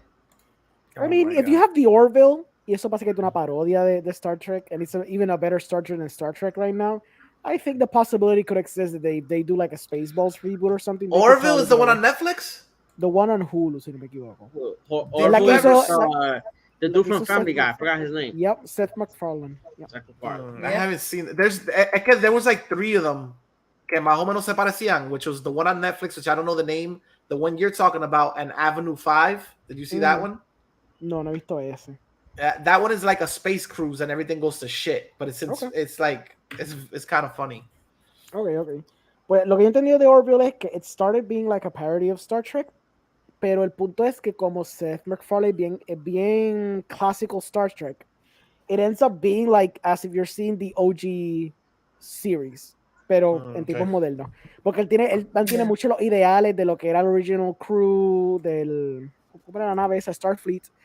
y todas esas cosas. So, I mean, it could come like a type of parody or a type of self-awareness. I don't want a Star Wars parody. type of thing. I want a badass character that isn't like traditional within their universe. But tienes a Rey. Rey's pretty badass and traditional. That's not gonna within its happen, own bro. It's universe. owned by Disney, so that's not gonna happen. Por eso tienes a Rey. I mean, Para Disney owns nada. Marvel now. We might see a Deadpool, so I don't know. I like. I don't think they're going to do don't that type of know. crossover. That's what I'm saying. I don't know how. Like I'm like wondering how a Disney version of Deadpool is gonna look. They said not- they wanted to keep it R. I don't know. That's what they're That's like saying. They're saying it's gonna be rated R, and now they're trying to push it into edgier territory, but that is yet to be seen. So Yeah. Exacto. That's what I'm saying. Punto I es que no vean Boba. Bueno, tienen que ver Boba because if you actually care about Mando, you have to see it, and then you'll be disappointed once you see it because whatever you cared for in the season finale de Mando is going to go to shit because you saw Boba. Which by the way, I will agree with you. Okay. It would have been a little bit ridiculous if Mando would have taken out the huge tank thing, bipedal tank with the dark saber. But the way they made it look in the series like such a weak ass weapon, I'm like, I don't give a shit about that sword anymore. So what if whoever holds it holds the kingdom? It sucks. Like it doesn't look badass anymore. He was Word. you were- I was you like were this slapping dude just what? hanging that shit back. I was like, the Yeah, fuck? I was like, with one strike that you couldn't bring down the tank, I would have been like, okay, it's a fucking tank. But you were literally like, it was ballooning off the shield so much. I was like, that's not a good look for that weapon, bro. That's supposed to be like, it looks so badass in the hands of the villain during Mandalorian Yeah. that you were like, yo, this motherfucker looks like if a plane passed by him, he could swipe the plane and fucking cut it in half. Like Yeah. here, they make jokes out of shit. I'm just like, yo, I feel now like when people used to tell me like Once Upon a Time in Mexico, like cabrón, eso es un viaje. Like that's not even a good movie. Like that's what I feel like Robert Rodriguez did to this fucking series. Like, bro, Mad Manic. Like that's not even a series. It's just a fucking acid trip. I don't know, like yo he visto mucha gente defendiendo y mucha gente cayéndole encima a Robert Rodriguez direction of action. And I get que ya, pues tú sabes, he does more Spy Kid stuff y obviamente esto alude mucho a ese tipo de action que él hacía pues, en ese tipo de películas. No. Y yo sé que mucha gente argumentaba, no, but you know, this should be more serious porque Boba Fett is about the city, whatever. The back-to-back scene was literally Desperado. Yeah. Yeah. It was bullets coming out of places where bullets should have. This motherfucker bent his knee and rockets came out of his kneecap. Yeah. Like I was like, yo, that's straight up. I was like, that's straight up Antonio Banderas in Once Upon a Time in Mexico and Desperado. I got the scene where you're trying to do here, where you have he had literally a shot that if you look at it, it's the scene from Desperado where Antonio Banderas like jumps on the car, shoots somebody, and they slow motion fall off the roof. Yeah. I was like, I see you, Robert Rodriguez. You wanted to dip back into the well again. Y es extraño porque después tú puedes decir como que, you know, Boba Fett y Mando essentially were the same crew en el backstage, ¿verdad? La misma gente que escribió, esencialmente la misma gente que trabajó en Mando, trabajaron en esta serie. Pero when you see the episodes que are Mando-centric, la diferencia es night and day. The lighting, the way it's composed, the pacing. Todo fluye de una manera tan diferente cuando es un Mando episode versus un Boba Fett. Literally, you have the examples because they happen back to back. It's sort of insane. Como es posible? Well, it just shows you what good direction, not good direction, but what a very cohesive, stylized choice se demuestra en un show, ¿me entiendes? Did this show feel like 90s-esque to you, like 90s serialized show to you? Tenía esa vibra a veces. At one point, I felt like I was like, this shit feels like a series from the 90s where like, ¿cómo te digo? I'm trying to think of like una serie. Es como un Star Trek show. Tiene un feeling of Star kind Trek. of like it's not Firefly because Firefly I think was a little bit better than Es this. como Star Trek de ¿cuál era el que estaba Picard? Next Generation. Como un Next Generation, pero Next con Generation.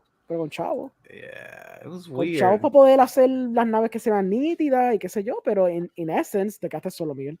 In essence, it felt like a Star Trek show, especially this episode for some reason. What would you have preferred? Like if it was your baby to play with, what would you have done? En Boba Fett as a whole. Where would you have taken the Boba Fett character? Okay. Yo lo pensé mucho. I would have done un backstory completo desde el prequel era hasta básicamente el punto en donde él llegó al Sarlacc pit y salió, right? Because you need to atarlo a Mando. That would be half of the episode. Why? Because a mi entender, stupid Cad Bane trained stupid Boba. So, tú tienes la mitad de la serie enseñándote a The Master and the Apprentice y whatever, y están teniendo a hacer un bounty hunter, un asshole. So, Cad Bane convierte a este hombre en el ruthless killer that he becomes, right?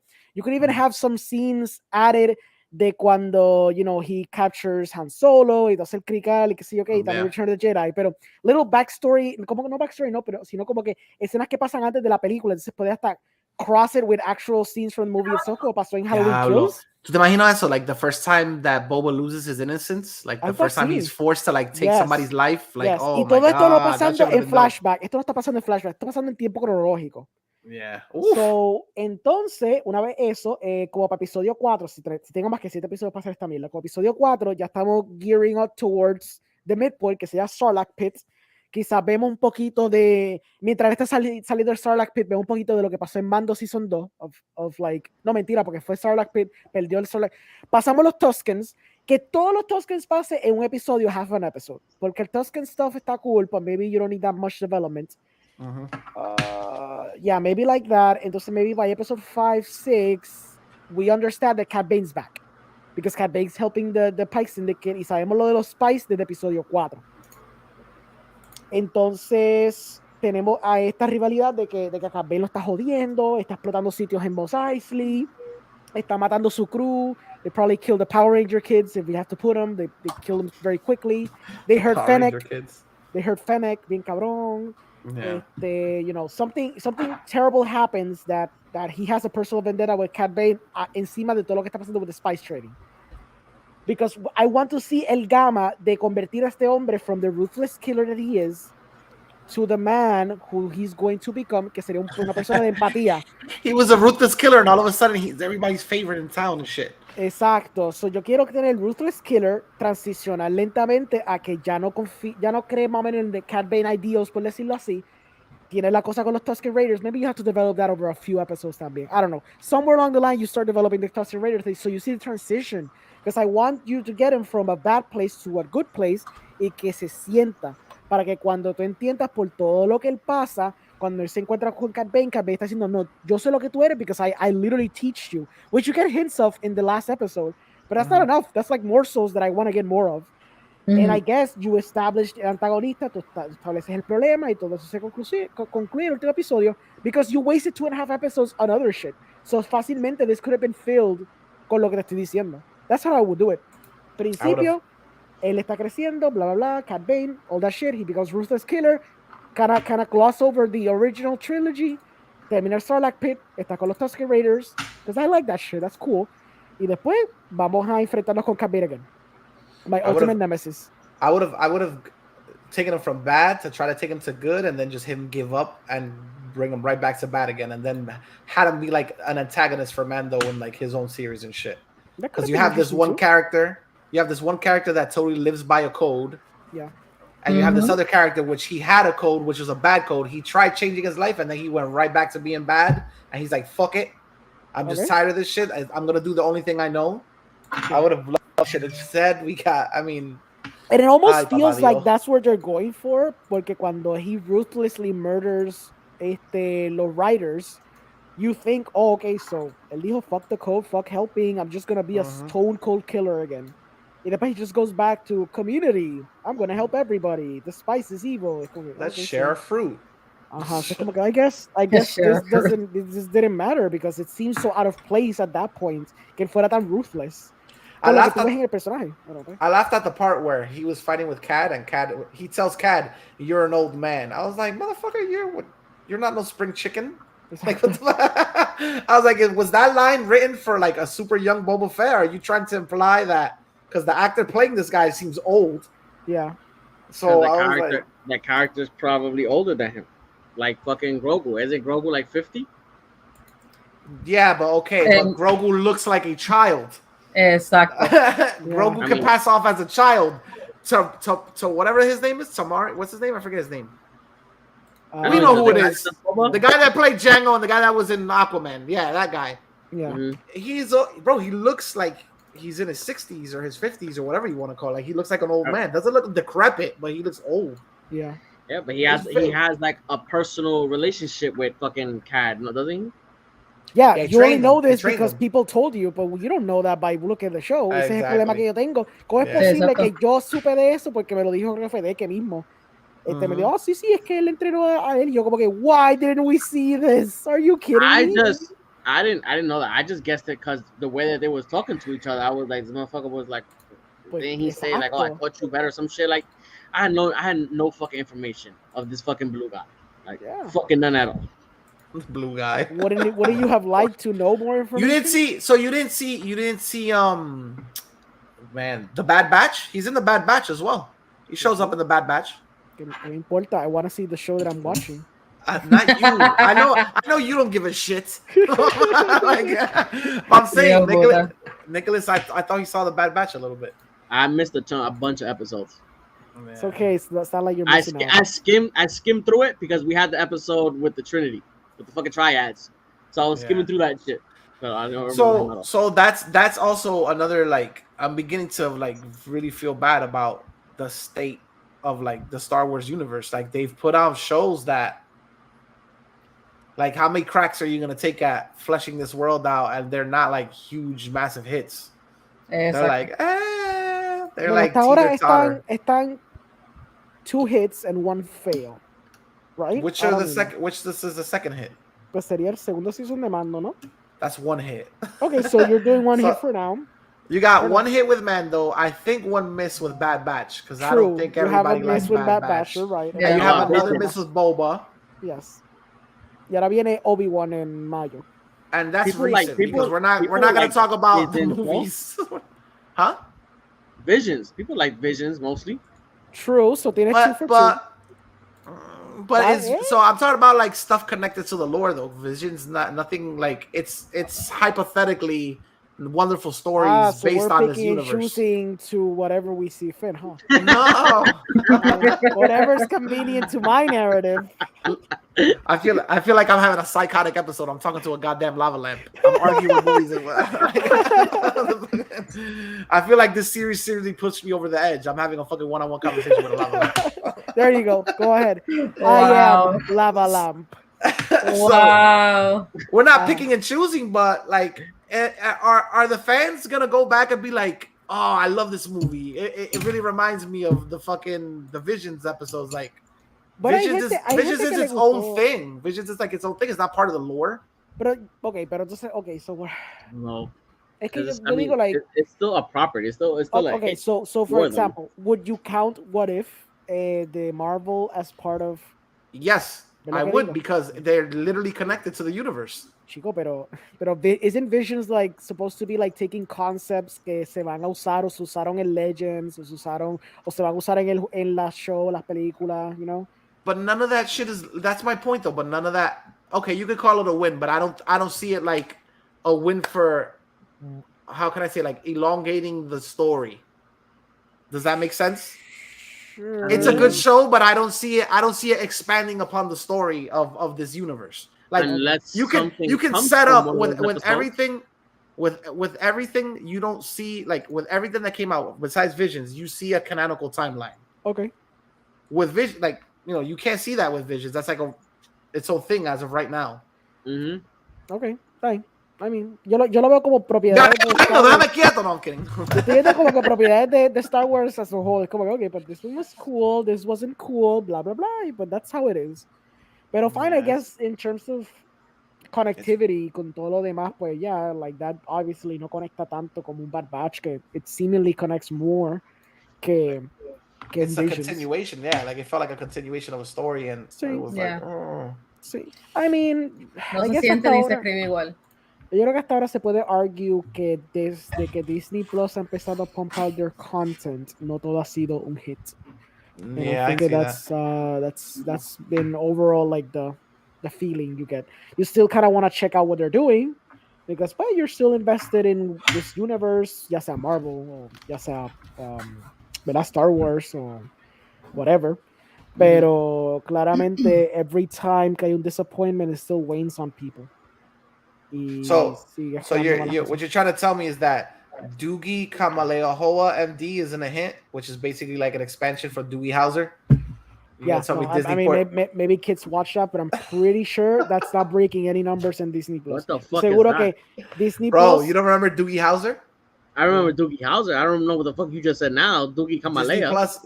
Disney Plus has a series called Doogie Kamaleohoa MD, and it supposedly Yep, it supposedly has at least something to do with Doogie Howser. yep. I had no fucking clue, bro. No fucking clue. You're about lucky. You're lucky. I don't have control right now because I would have hit you with the more you know. that. Is that true? I had no fucking You're clue. too late. You about missed that the timing. fucking You missed the timing. Don't use it. Anyway, But yeah, sí. Random Disney knockout. has a Disney está como comportándose como HBO Max. They'll throw shit out there and it's just like, oh, if you saw the movies that came before, well, yeah, this is linked to it. And if you don't know, well, find out. Fuck yeah. Like, Exacto. Like Yep. like dead ass. I saw a trailer for Cheaper by the Dozen, and it's because Yep. I saw somebody else post it on Instagram. I didn't see Disney Yep. Plus post it. Yeah, Yep. yeah. Tiene uno con Zach Braff, si no me equivoco. Yeah. Yep. But HBO What's- Max does that shit all the fucking time, bro. no, Yeah. HBO Max is at another level. HBO All Max the are time. the They don't king. promote shit. HBO Max are the kings and queens of acquiring properties and throwing it on their application and not telling you shit. Like Just you'll hoping literally, that you'll you'll just be stumble browsing. You'll be browsing and they're like, what? Wait a second. The Martin Lawrence show, the whole 9 seasons is on this? Bro, and you didn't even like bring it up. Like, I what was the just fuck? watching Like, that shit Yep. a couple days ago. I was like, what? And what is it? Living Single is on here? What the fuck? Like, they just throw random shit on there and they're like, Mira, we le han got dado this. más promoción a The Kardashians que a cualquier otra mierda. That is true. Unbelievable, bro. What the fuck, yo? All All right, so any What, last wait, hold on, words on hold Disney? on. Yes, I got one last word. What's next after this in the Star Wars canon? Is it Obi. Ahsoka? No, I told you it's Obi-Wan. Obi. It's, Obi-Wan. It has. I think we got a date today for Obi-Wan, right? Yes, Mayo. What's the date, algo. Orengo? Hit us Mayo- up with the info. Mayo 25 or something like that. Mayo 25. Yes, I'll be looking forward to them pissing on some other more of our favorite stuff. We'll see what Fuck they yeah. do with this. Yay. What are you Hooray. expecting? Let's be interject here. What are you guys expecting out of Obi-Wan? Because I'm pretty sure you're not gonna get it. Don't worry about it. Okay. You want me to be honest and tell you what my dream show would be? No, I asked you what you want out of Obi-Wan. I didn't ask you what your dream show because I'm pretty Okay. sure it's some fantastical indie movie with So like yo- black so and yo don't- I'm black just and white gonna- hue. It's the first Star Wars movie in black and white with I'm no gonna pitch you. audio. I'm gonna pitch you my dream Obi-Wan episode. My dream Go ahead. Obi-Wan show. Son 6 episodios. Ok, so ustedes saben la historia de Jesús y los 40 días y 40 noches del desierto. Eso Oh con my Obi-Wan. God. No, Eso es lo que yo let's quiero not con go Obi-Wan. there. Yo For solo all you, quiero con for all you Obi-Wan. non-Catholics out there, it's a story about temptation. It's Yo a story- quiero Obi-Wan stuck in the desert, basically drunk or freaking going insane, teniendo visions de Qui-Gon Jinn y de That's already not Anakin. happening. I know it's not. No, Yo yeah. quiero que salga dreams of Qui-Gon Jinn training him and he's in a crazy stupor. Y entonces sale Anakin half burnt diciéndole, you were my father, you were like my brother and you killed me. Y es como que, no, I didn't, Andy. I didn't. Y entonces He's gonna be like, Orengo, the sand Orengo wants swirls. Fear and Loathing in Tatooine. Eso mismo. Gracias. No, That's he a wants better what's pitch. the name of that That's a movie? good pitch. That's a No, good he pitch. wants Paradise Lost. También. in Star That's Wars, a great cabrón. pitch. That's what he wants. That's a great pitch. Stay episodio of him stuck in the desert having visions. That's what I want. He was like, and then I steal the name Star Wars Visions. Exacto. Boom. Like, Boom. oh That's my it. god! That's what I want. I don't know. I don't know. To be honest, I don't You know. saw what to that? You expect. saw that, Orengo? Did you see the disrespect? Nick, Yeah, I beyond know. that, I your saw idea. it. He's like, Beyond that, that's your pretty- movie. That's the reason why cinema's dead. Wow. Because people what give was out the- what original was ideas, and we got the regular consumer here yawning in your face. Exactly. What was, Okay, what was the that's- shit that he see, I don't want had? that He had the picture of cinematic poetry. Yeah. Yes. That's And what that the fuck bores it is. you. Coño. All right. No, Honestly- I feel like how you say it. Like I'm hyped Good just because words. Ewan McGregor's coming back. Like for real, Ewan McGregor's coming back and Hayden Christensen's coming back. That's why I'm hyped.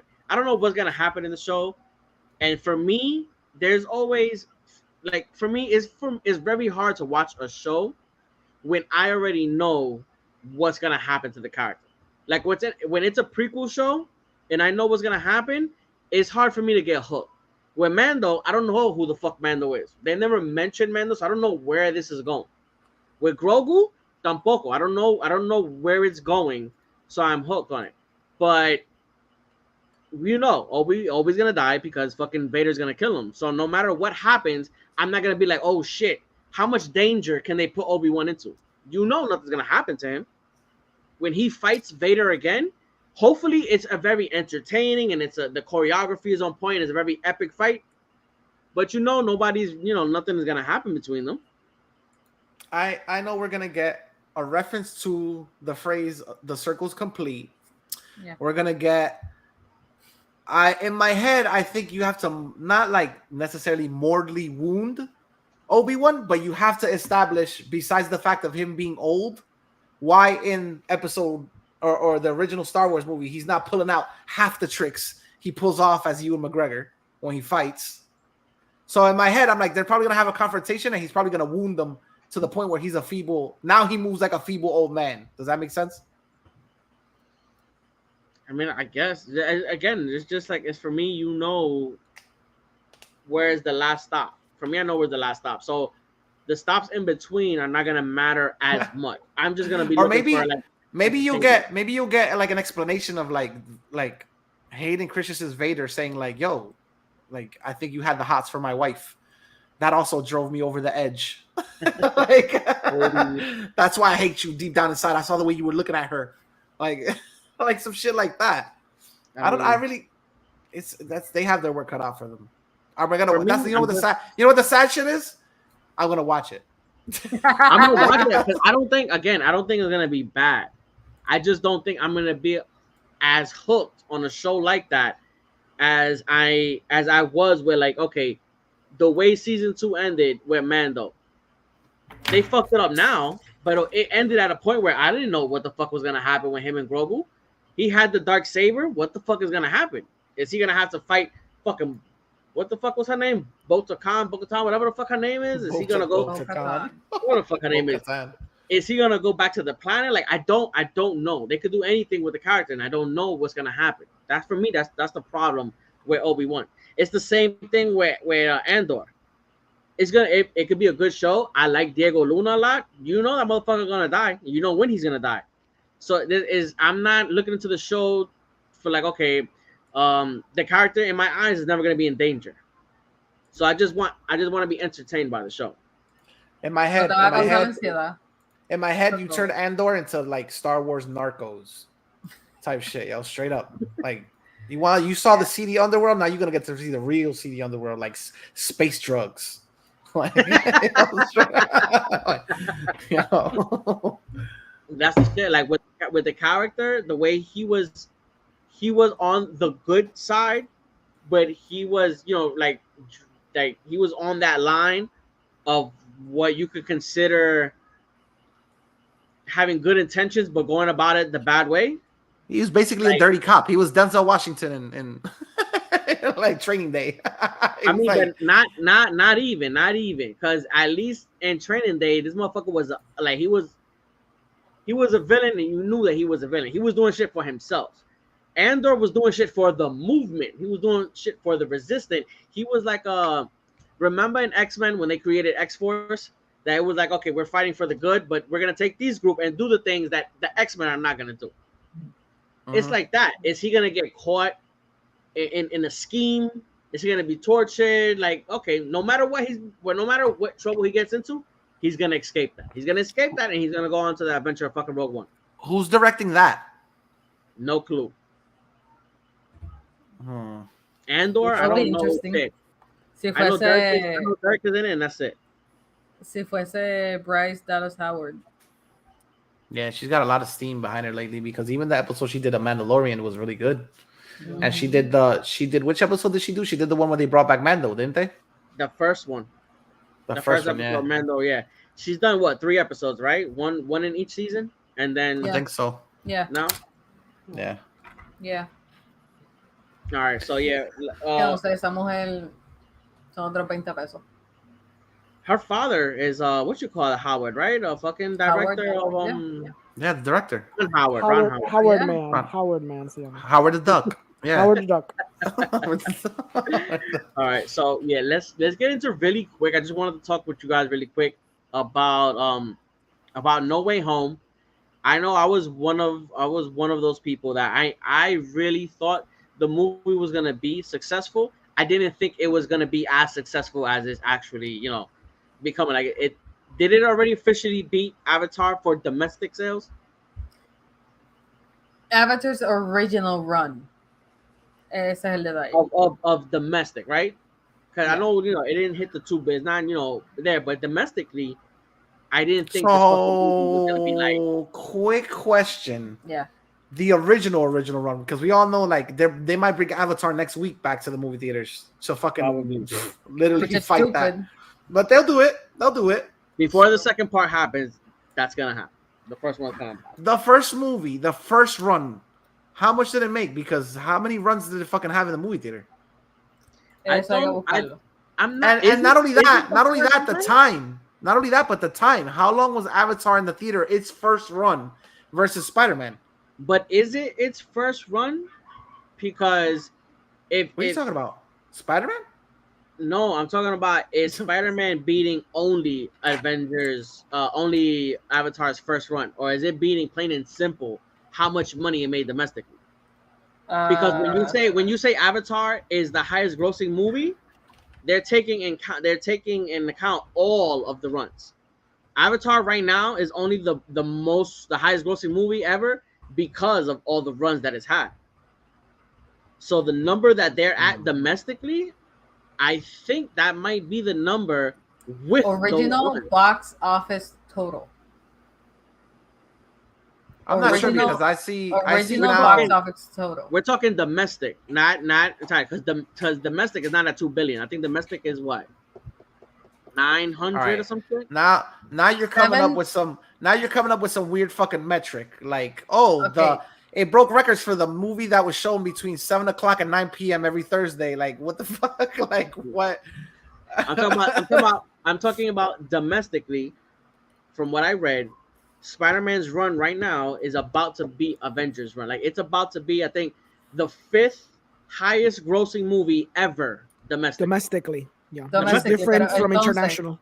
But that's what I'm saying. Domestically. Pero escúchame. Avatar's box office all-time domestic whatever chart, $760.5 million. Mm-hmm.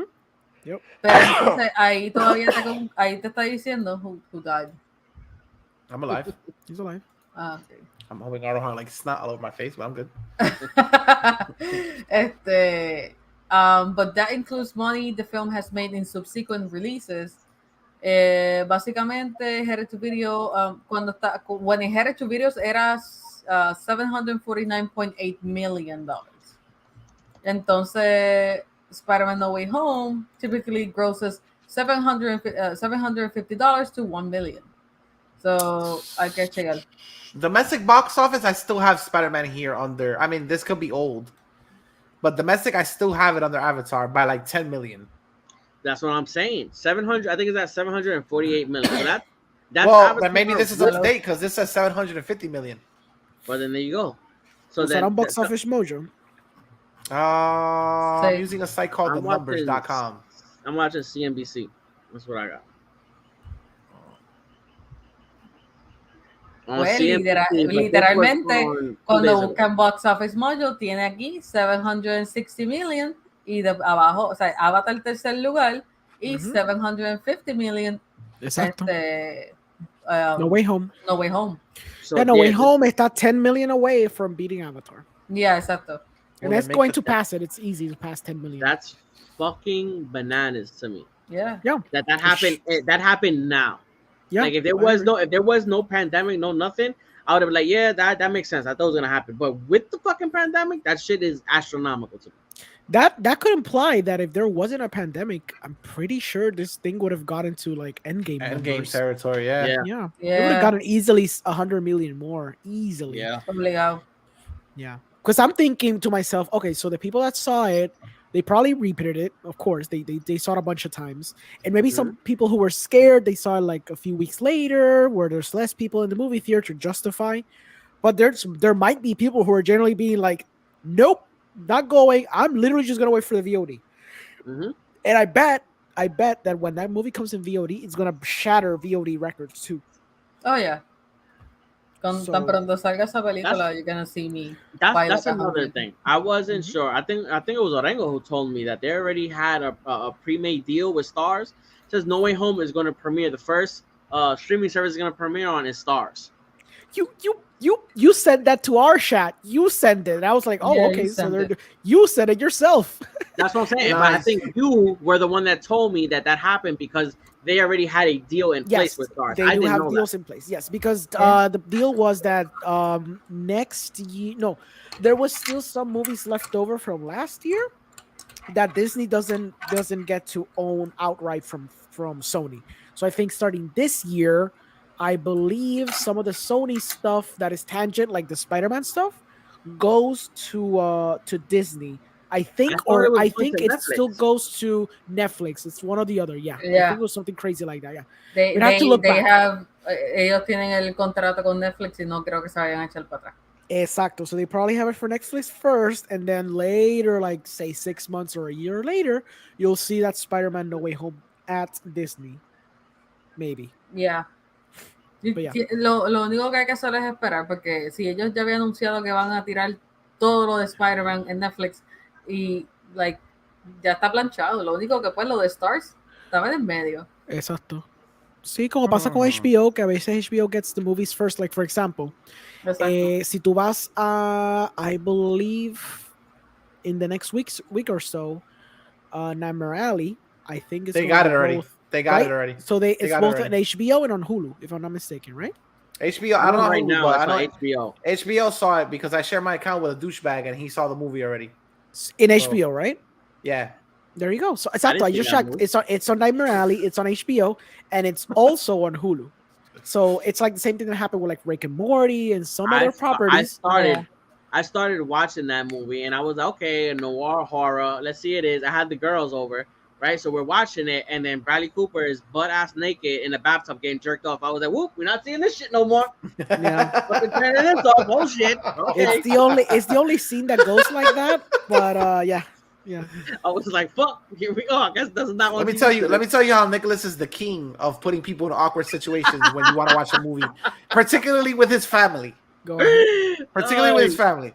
This fucking guy, we were friends. I mean, we still are friends, but he fucking invites me. He's like, "Yo, let's watch Black Swan. I heard it's a really good movie, great performances." Da, da, da. I'm like, "Okay." Oh, no. I get to his house. I'm like, "Bro, your parents are in the living room. They're gonna watch the movie." Wilson. Yeah, they want to watch it too. Fast forward to the fingering scene, and I'm just like, this in my chair. I'm like this. Man, why? I'm like, Why? I'm like, why the fuck? I literally got up and I was like, oh, I want a bottle of water. I'm gonna go get something to drink real quick. I felt that awkward, and like his mom is like sitting like right next to me while we're watching fucking Natalie Portman finger blast herself to death. And I'm like, Jesus Christ, what the fuck? Like, who? And then we You had didn't the repeat performance with Mila Kunis. I wasn't there for that. Was it? Where the fuck did you go? No, I don't know, but I must have read the temperature in the air and got the fuck out of there before the scene came up. I don't remember that. I don't remember. Oh that. yeah, bro. Mila Kunis. Mila Kunis. Hueva. And what you call it? They have a sex scene I don't together. remember. Have you Yeah. not seen that movie after? Nah, I haven't seen Black That Swan. I haven't was, seen Black it Swan was in years. one and done halfway and then fuck it. Nah, I was really extremely comfortable, and I don't really want to relive that moment by watching it fucking again. Yeah, that's fair. Mad awkward because all I was gonna do is get a flashback of like, oh Jesus Christ, remember that day that happened? That is No, fair. let's, That is let's fair, not yeah. watch that shit. That's fair. So with all this Spider-Man news, so it didn't get a single. I mean, not yes, Orengo. I know. Before you rip me to shreds, it didn't get a single Oscars nomination. For what do you say? Nightmare Alley? No, Nightmare Alley. Spider-Man. No Way Home. Spider-Man got visual effects. Of course they did. Of course. They did. Ah, no, pero vamos a darle el Oscar al mejor makeup a Suicide Squad con, qué sé yo, con maquillaje especial de Walgreens. Yeah, no, that was always an odd choice. I never understood why Yo it won nunca, that. I'm never gonna let that go. Sí, de yo no verdad. entendí si fue because they liked the aesthetic that the Joker had, which I do like, pero comparado con las otras películas que estaban ese año, I'm gonna look them up while you keep shitting on the movie. I'm gonna see qué es lo que estaba nominado en makeup ese año, porque I'm pretty sure it was better options. To be Star fair, Trek. Jesus Christ, ellos Star enseñaron Trek estaba ese behind the año. scenes. No, sí, es like literalmente ellos enseñaron Star Trek behind the scenes con Yeah. todos los props and every like airbrushing and everything. Entonces enseñan fucking Suicide Squad and never letting that go con fucking maquillaje de Walgreens a 50% de descuento. Tienes toda la razón. Estuvo A Man Called Ove Puñeta. and Star Trek Beyond. Yeah, Star Trek Beyond could have easily won this. Star That's Trek very... Beyond. Star Trek Beyond is the one where they're stranded on the planet, right? Yeah, but they had like a cool alien que estaba ayudando ¿quién estaba ayudando? A Kirk. Yeah. Yeah. And who? I'm never letting that go. peg de leg verdad. chick. Oh my god. The It's what? kind of insane. The peg leg insane. chick from Kingsman. The peg leg chick. Wow, Nick. That's a little Okay, insane. I know. She's not peg leg in real life, but she's peg leg in the fucking movie. What the fuck you want me to say? She wasn't peg leg. She had blades for legs. So she had fucking metal pegs. Okay, she was fucking peg leg. Yep. Ay, puñeta, Sure. por eso quedó un pan. double We kickstand. respect the handy capable. Thank you very much. in Yes, this we do. podcast. And Yes, then we and did. I bet Yes, you we the do. handy capable would be like, don't leave me out. Bring some jokes to me too. I want to feel part of the group. So I let them Okay. feel part of the group. Oh, God. Kickstands. Moving on to the Stop. next subject. No, I wanted to ask you about the Spider-Man shit. I didn't think it was gonna nominate. I didn't think any of us really thought it was gonna get fucking nominated. For Best But Picture, Taylor, you should have seen. I didn't think You it should have was seen gonna Film get Twitter. Film Twitter was going off like, "Oh my god, Oh, yeah. we think it's gonna get nominated for real." I Because don't- they really it did a was- push. They did a I push. really didn't Is it a think. I push? really didn't think that movie was gonna get nominated by any means. Yeah. I agree. Saying that, I didn't think fucking Black Panther was gonna get fucking nominated. I still don't think it should have gotten nominated. It did. It didn't But get. That's nominated. because you're a self-loathing black person. Anyway, move Wait, on. it didn't get. It didn't get nominated. It didn't. No. Didn't they do the whole thing where they were gonna nominate it and then they backed out? Let me check. Now y'all me pusiste en duda. Give me a second. I thought it got nominated. Black Panther. Black Panther. Y después de ahí tiene que salir The More You Know.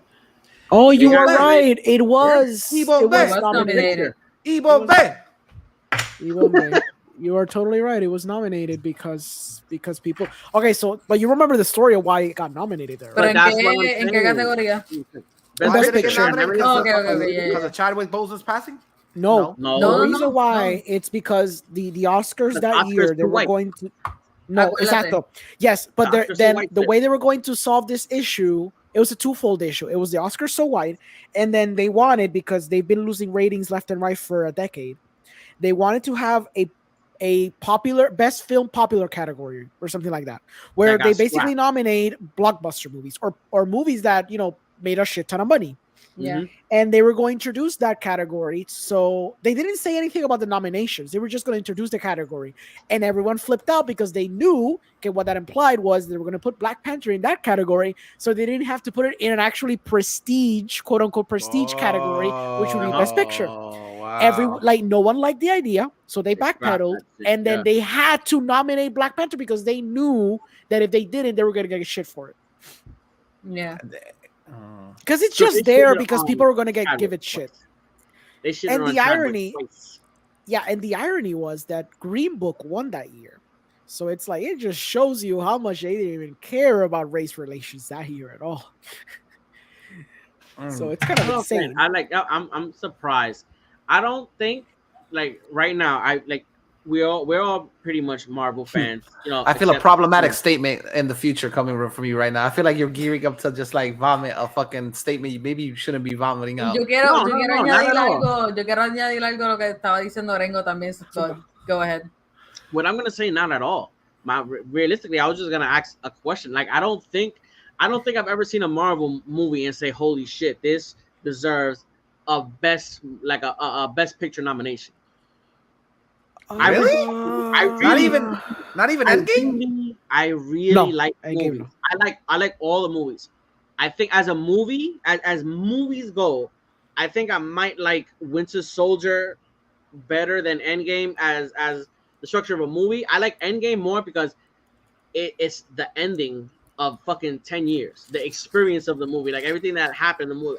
I felt like that movie was a love letter to the fans. I feel like that was for us, everything that happened in the movie. With that said, I don't think I would have nominated that as Best Picture. No. Yeah, I agree.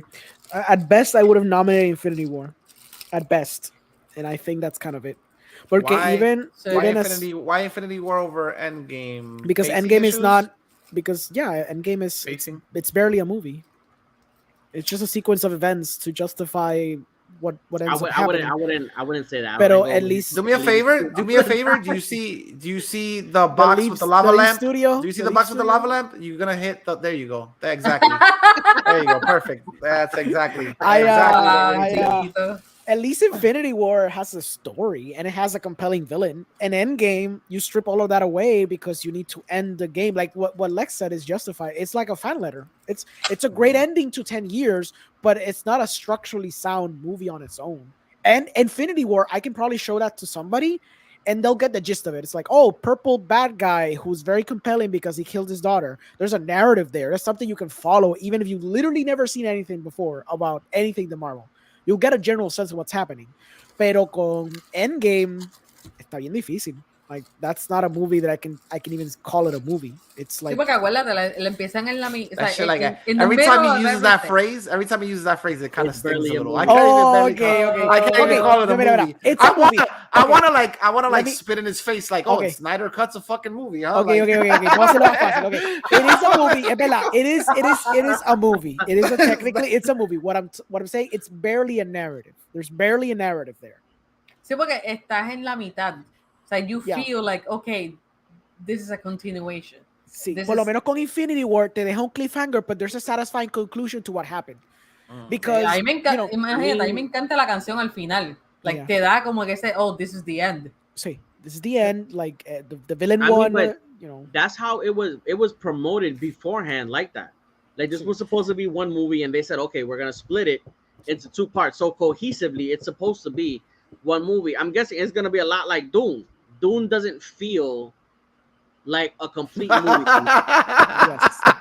But I would. That felt like a low blow. I felt like you had that one in the chamber. Oh, you gonna talk shit about Marvel? Oh, yeah. Well, guess what? Dune ain't a fucking movie either. That's true. When this movie came out, me and Orengo both said the same thing. Yeah, this movie was good. If it never got, because at that point the second part wasn't even greenlit. Time out. But you notice the underhanded saving of one of his favorite movies, right? He says Marvel's Endgame isn't a movie. He said Dune is half a movie. So it's still a movie. It's half a movie. No, but half a movie is still... It's still a movie. It's still half of a movie. Okay. Like, you can have no bread and still have half a slice of bread and still be eating bread. You know what I'm saying? This is what I think. So Infinity War is a complete narrative. That is a complete narrative. It's a complete movie. Lo que pasa es que it gives you a cliffhanger for something else. So, por ejemplo, the Fellowship of the Ring pasa lo mismo. It is a complete narrative que termina con él mirar al exterior y decir, we gotta get to that mountain over there. Cool. Pero it's still a full movie que tú tienes a beginning, middle, and end. Yeah. Pasa lo mismo con Infinity War. Dune, no me pasa eso. Dune really feels que when it's gonna start, it ends. And it feels very anticlimactic AF. Con Endgame sí se siente bien cabrón como una segunda parte. While Infinity War can stand on its own. Literalmente, si Infinity War sale and there was never a conclusion to this, y simplemente seguimos con personajes nuevos y whatever, and the aftermath of Thanos, que sé yo carajo, I would have still been satisfied. Yo no hubiera quedado como Dune, que Dune really needs that second part to survive. Con Infinity War, yo puedo verla 1,000,000 de veces y decir, yo tengo una historia completa. I have a full narrative going on. No me puede pasar lo mismo con Endgame. En Endgame, tú la estás viendo with the satisfaction of the third act. Incluso, I'm pretty sure I've heard of people say que cuando aprenden Endgame, they just skip to the third act. Oh yeah, I do that all the time. There you go. Do that all the time. There you go. So I have to admit it, porque es verdad, porque a mí no me causa tanto hype el build-up, tanto como Infinity War, porque ya yo sé lo que haya pasado. Ok, sí está la rata, que si están tratando de... So there you go, man. ¿Qué tal? What are you? Check me out. Stop it. Espérate, déjame parar el dedo. I've Y done agree con Orengo, porque yo no, o sea, rewatching the movie, I don't need the first two parts of the movie tratando de ellos como que, oh, let's see what happens. Como que, let's save Tony, let's do this, let's do that. Like the drama. I've done that same thing with Infinity War too, though. I mean, Ooh, it okay. also, but it's also different when you've seen the movie a bunch of times. Like, Sure, I would never that's do true. that the first time I'm seeing a movie. I don't need to see these first 2/3. Fuck it, let's skip the third part Okay, to the last third part. When you've seen a movie a bunch of times, sometimes you have the tendency to just go to your favorite part. I'll watch Infinity War and I'll just go to that last battle. I guess Pero, por ejemplo, I guess like I'm a that- fucking purist because when I sit down to watch a movie, I sit down to watch it from beginning to end, no matter how many times I fucking no, seen it. pero So. cuando yo digo eso, I that. do that. I would watch it from beginning to end. Pero, por ejemplo, I love The Dark Knight, pero if I pop it on, I'm gonna see the 2 hours. Fucking completo, full. Exactly. Por eso yo no brincaría, por ejemplo, cuando tienen el showdown in the street or like with the boats or whatever. Like I want to see the whole shebang, tú sabes. Pero es que lo que digo, por lo menos con Endgame, yo escuchaba esa cosa como solo que se le dijo de que gente genuinamente just skips ahead. Ahora, no sé si es una cosa de como Lex dice, I've seen it a bunch of times, I just want to skip to the good part de cuando se caen a puño por media hora. Pero I've seen this thing donde they don't, como que quizá there's not an emotional investment tan grande como pasa con Infinity War. You kind of want to see the build up of Thanos hasta llegar a esa conclusión donde pasa la pelea en Thanos y the whole snapperino. Sí, porque es que se siente bien diferente. Realmente, si vamos a comparar una con otra en cuestión de build up y cómo empieza, o sea, de cómo empieza cada una individualmente, yo se la tengo que dar a Infinity War. Yeah. Porque it engages more. Por lo menos en mi experiencia, yo lo estoy diciendo porque sí, la he visto 1,000,000 de veces, pero en ese mismo 1,000,000 de veces a mí me gusta escribir esas dos partes que como que Exacto. it's not as engaging, porque sí me gusta cuando Tony reacciona a todo lo que dice Captain America y por fin le habla a su cara como que mira, you're a liar, como que damn, that fucking hurts, pero no lo vería todas las veces que quisiera ver la pelea. Eso es cierto. Ahora, para ver un punto a favor de Endgame, aunque it barely functions as a narrative, está la edición all over the place y el pacing. I will say it is one of the ballsiest Marvel movies ever, porque esa primera media hora yo estaba diciendo, wow, I actually don't know what's going to happen. Genuinamente yo estaba like floored, porque era como que wow, que este dramón donde pasó 5 años y los Avengers are like they lost. And now they have to deal with the repercussions of what they did. Claro, cuando they do the whole time travel thing in the rat, yo dije, okay, like, they're not gonna, like, you know, try to struggle with the fact that they lost y ahora tienen que tener, you know, estos mental health issues y freaking Black Widow llorando. No, a rat saved everything. Now we're just gonna get to a time traveling plot. The real fucking hero of that story, the goddamn rat. Hero. Pero I will admit, ver esa mierda donde they went to Thanos and they killed them out of spite because they knew que no iba a pasar nada, and then it skips to 5 years y me quedé, whoa, that shit got like, that's kind of very fascinating. Pero después como que se siente lo mismo que pasó con Spider-Man. Se siente esta cosa where they have a really good, interesting concept in the first act, pero fuck it, we need to get to what we want. So the subsequent 2 acts need to estructurarse para el end goal, que viene siendo pues the endgame battle. O en Spider-Man, donde es como que the Mysterio thing, fuck that shit, we're gonna drop it like a fly because we need to introduce multiverse and villains. So, en Infinity War pasa lo mismo. Está este dramón en el primer acto donde los héroes perdieron and we're actually dealing with the repercussions of what happens when you actually truly lose and there's no way you can actually redeem yourself. Y de pronto, time travel, let's go to the greatest hits of the universe y peleamos con Thanos. Did you guys see where there's original concept art for a whole bunch of different story ideas for the Spider-Man movie? No. Oh, yeah. With Mysterio? Mysterio, America Chavez was supposed to be in the movie, and they completely cut her out of the movie or whatever. For good reason, to be really honest, ella se hubiese sentido off place. No, como que no la veo con, like, miren Spider-Man, como que, no sé, como que no me cuadra esa interacción y por qué estaría allí. Okay, sí, she goes jumping through dimensions and shit, pero I thought Like, the meeting reason, her no es lo mismo como que, oh, let's go to Doctor Strange, somebody that I already know. but I thought the reason why they were gonna bring her is because then it would have. Never mind. I'm not even gonna go down that fucking rabbit hole. Point is, like, No. Make your point. Because I thought in my head all these movies are linked. So America Chavez would have been a response to Loki's fucking up of the whole, seeing the whole timeline bleed. Yo And creo all of que the timelines yeah. literally mixing into each other. She's literally jumping from port to port, like, what the fuck is going on here? Like, Pero, everything is getting mixed. Like, this is not supposed to be working like that. exactly. And she's the only one literally that has that power that can jump. Yeah. Like, one from, I guess, universe or timeline to timeline. No, por eso mismo, like, it's just like that. I'm so hyped up. I'm so sorry for interrupting. But I'm so hyped up porque it makes more sense for Doctor Strange. Yeah. Porque yeah, pueden por lo menos seguir esa narrativa en vez de seguir alargándola. Yeah. Because to me, that is a problem. La estamos extendiendo de WandaVision, aunque WandaVision no tiene casi nada que ver más que the last motherfucking scene. The last motherfucking scene, si es como que, damn it, we only know this because this happened, then we lo machamos con esta otra cosa y después con esta otra cosa. Pero lo seguimos alargando. I have a confession to make. I sat through WandaVision again. Recently, from beginning to end. And I saw it with a person that had not seen it before. And her reaction was like, eh. And I was like, how much did that hurt? How much did that hurt? Yo, how deep was that stab? Yo, that cut was deep. That cut was like, what did you just say? She was like, it's just, I can't really, like, it's, so I can really, she liked the emotional parts of it, but the story and the way it plays out as a whole, she didn't find it that entertaining.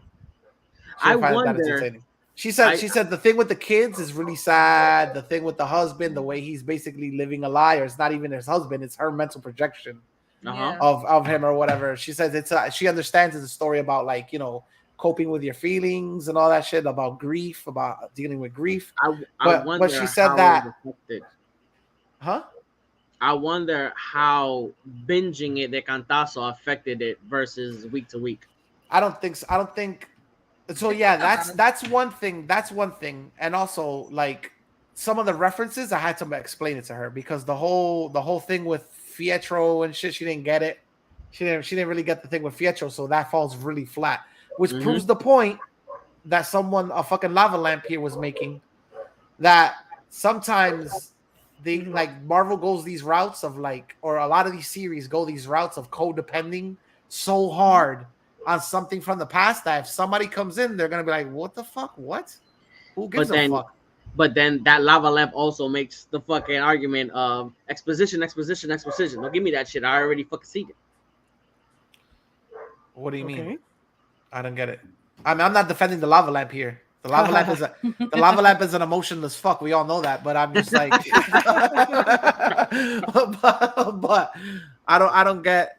It was like these shows. It's the type of exposition, I think, is what Orengo means, though. Like, you know what I mean? It's not exposition for exposition's sake.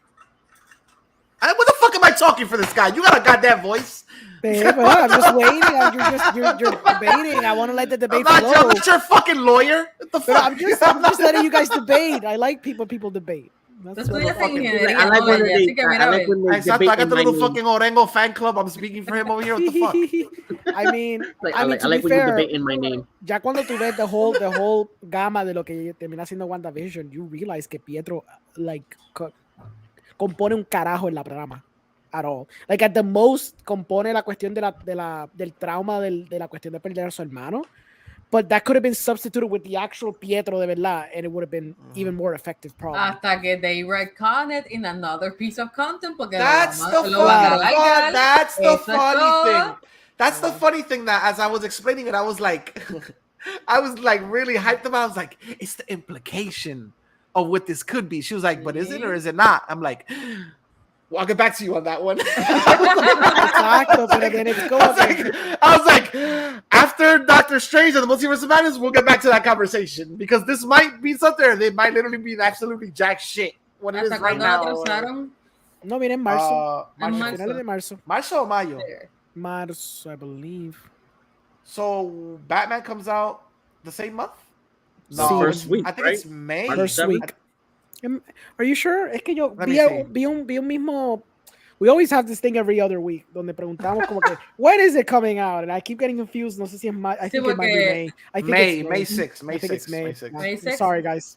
In my head, March is Batman month. Like, Sí, es verdad. I guess they wouldn't do it para no Y competir. abril es mala mía, pero abril es cabrón Morbius. Eso es correcto, Oh ¿verdad? Lo my tienen God. separadito, ¿verdad? Tienes razón. Esto separadito. Sí. All right, guys. I'm hyped for Morbius just because it's gonna be on my birthday. oh That's really? good. That's Yeah. not a good reason to What's be the date, hyped for a Sally? movie. April 3rd. To be April fair, I usually You're get an hyped Aries? for this. Yeah. Yeah, Aries Club in the house, son. I usually get I hyped can't por believe las you cosas just que said that, salen. bro. I can't believe you just fucking went Zodiac on that. Are you an Aries too? Oh shit! Oh Nah, shit, you- let's do this. Hype, let's you hype did it up. not, bro. No, you did Lo not. que tú crees que nos llevamos tan bien, coño. There you go. Exactly. Es Wow. verdad. Dale, Orengo, ¿qué estás tratando de decir? You fuck with no, the ram, nada. you get the horns. Que because you know, I'm about to yo get cumplo your en fucking febrero Uber y card. febrero Fucking it's take it like away, bro.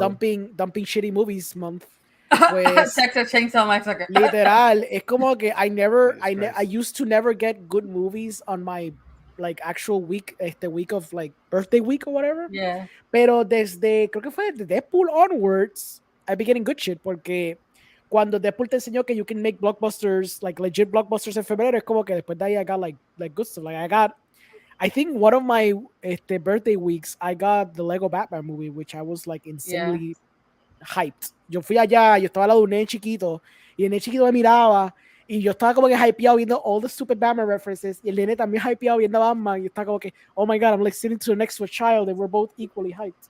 Es como que fue precioso, de la mejor experiencia. Porque, like, understand people, cuando yo iba a mis cumpleaños en high school, que yo decía a todas mis amistades, chulo, let's go see a movie for my birthday, mis opciones eran like Ultraviolet, Aeon Flux.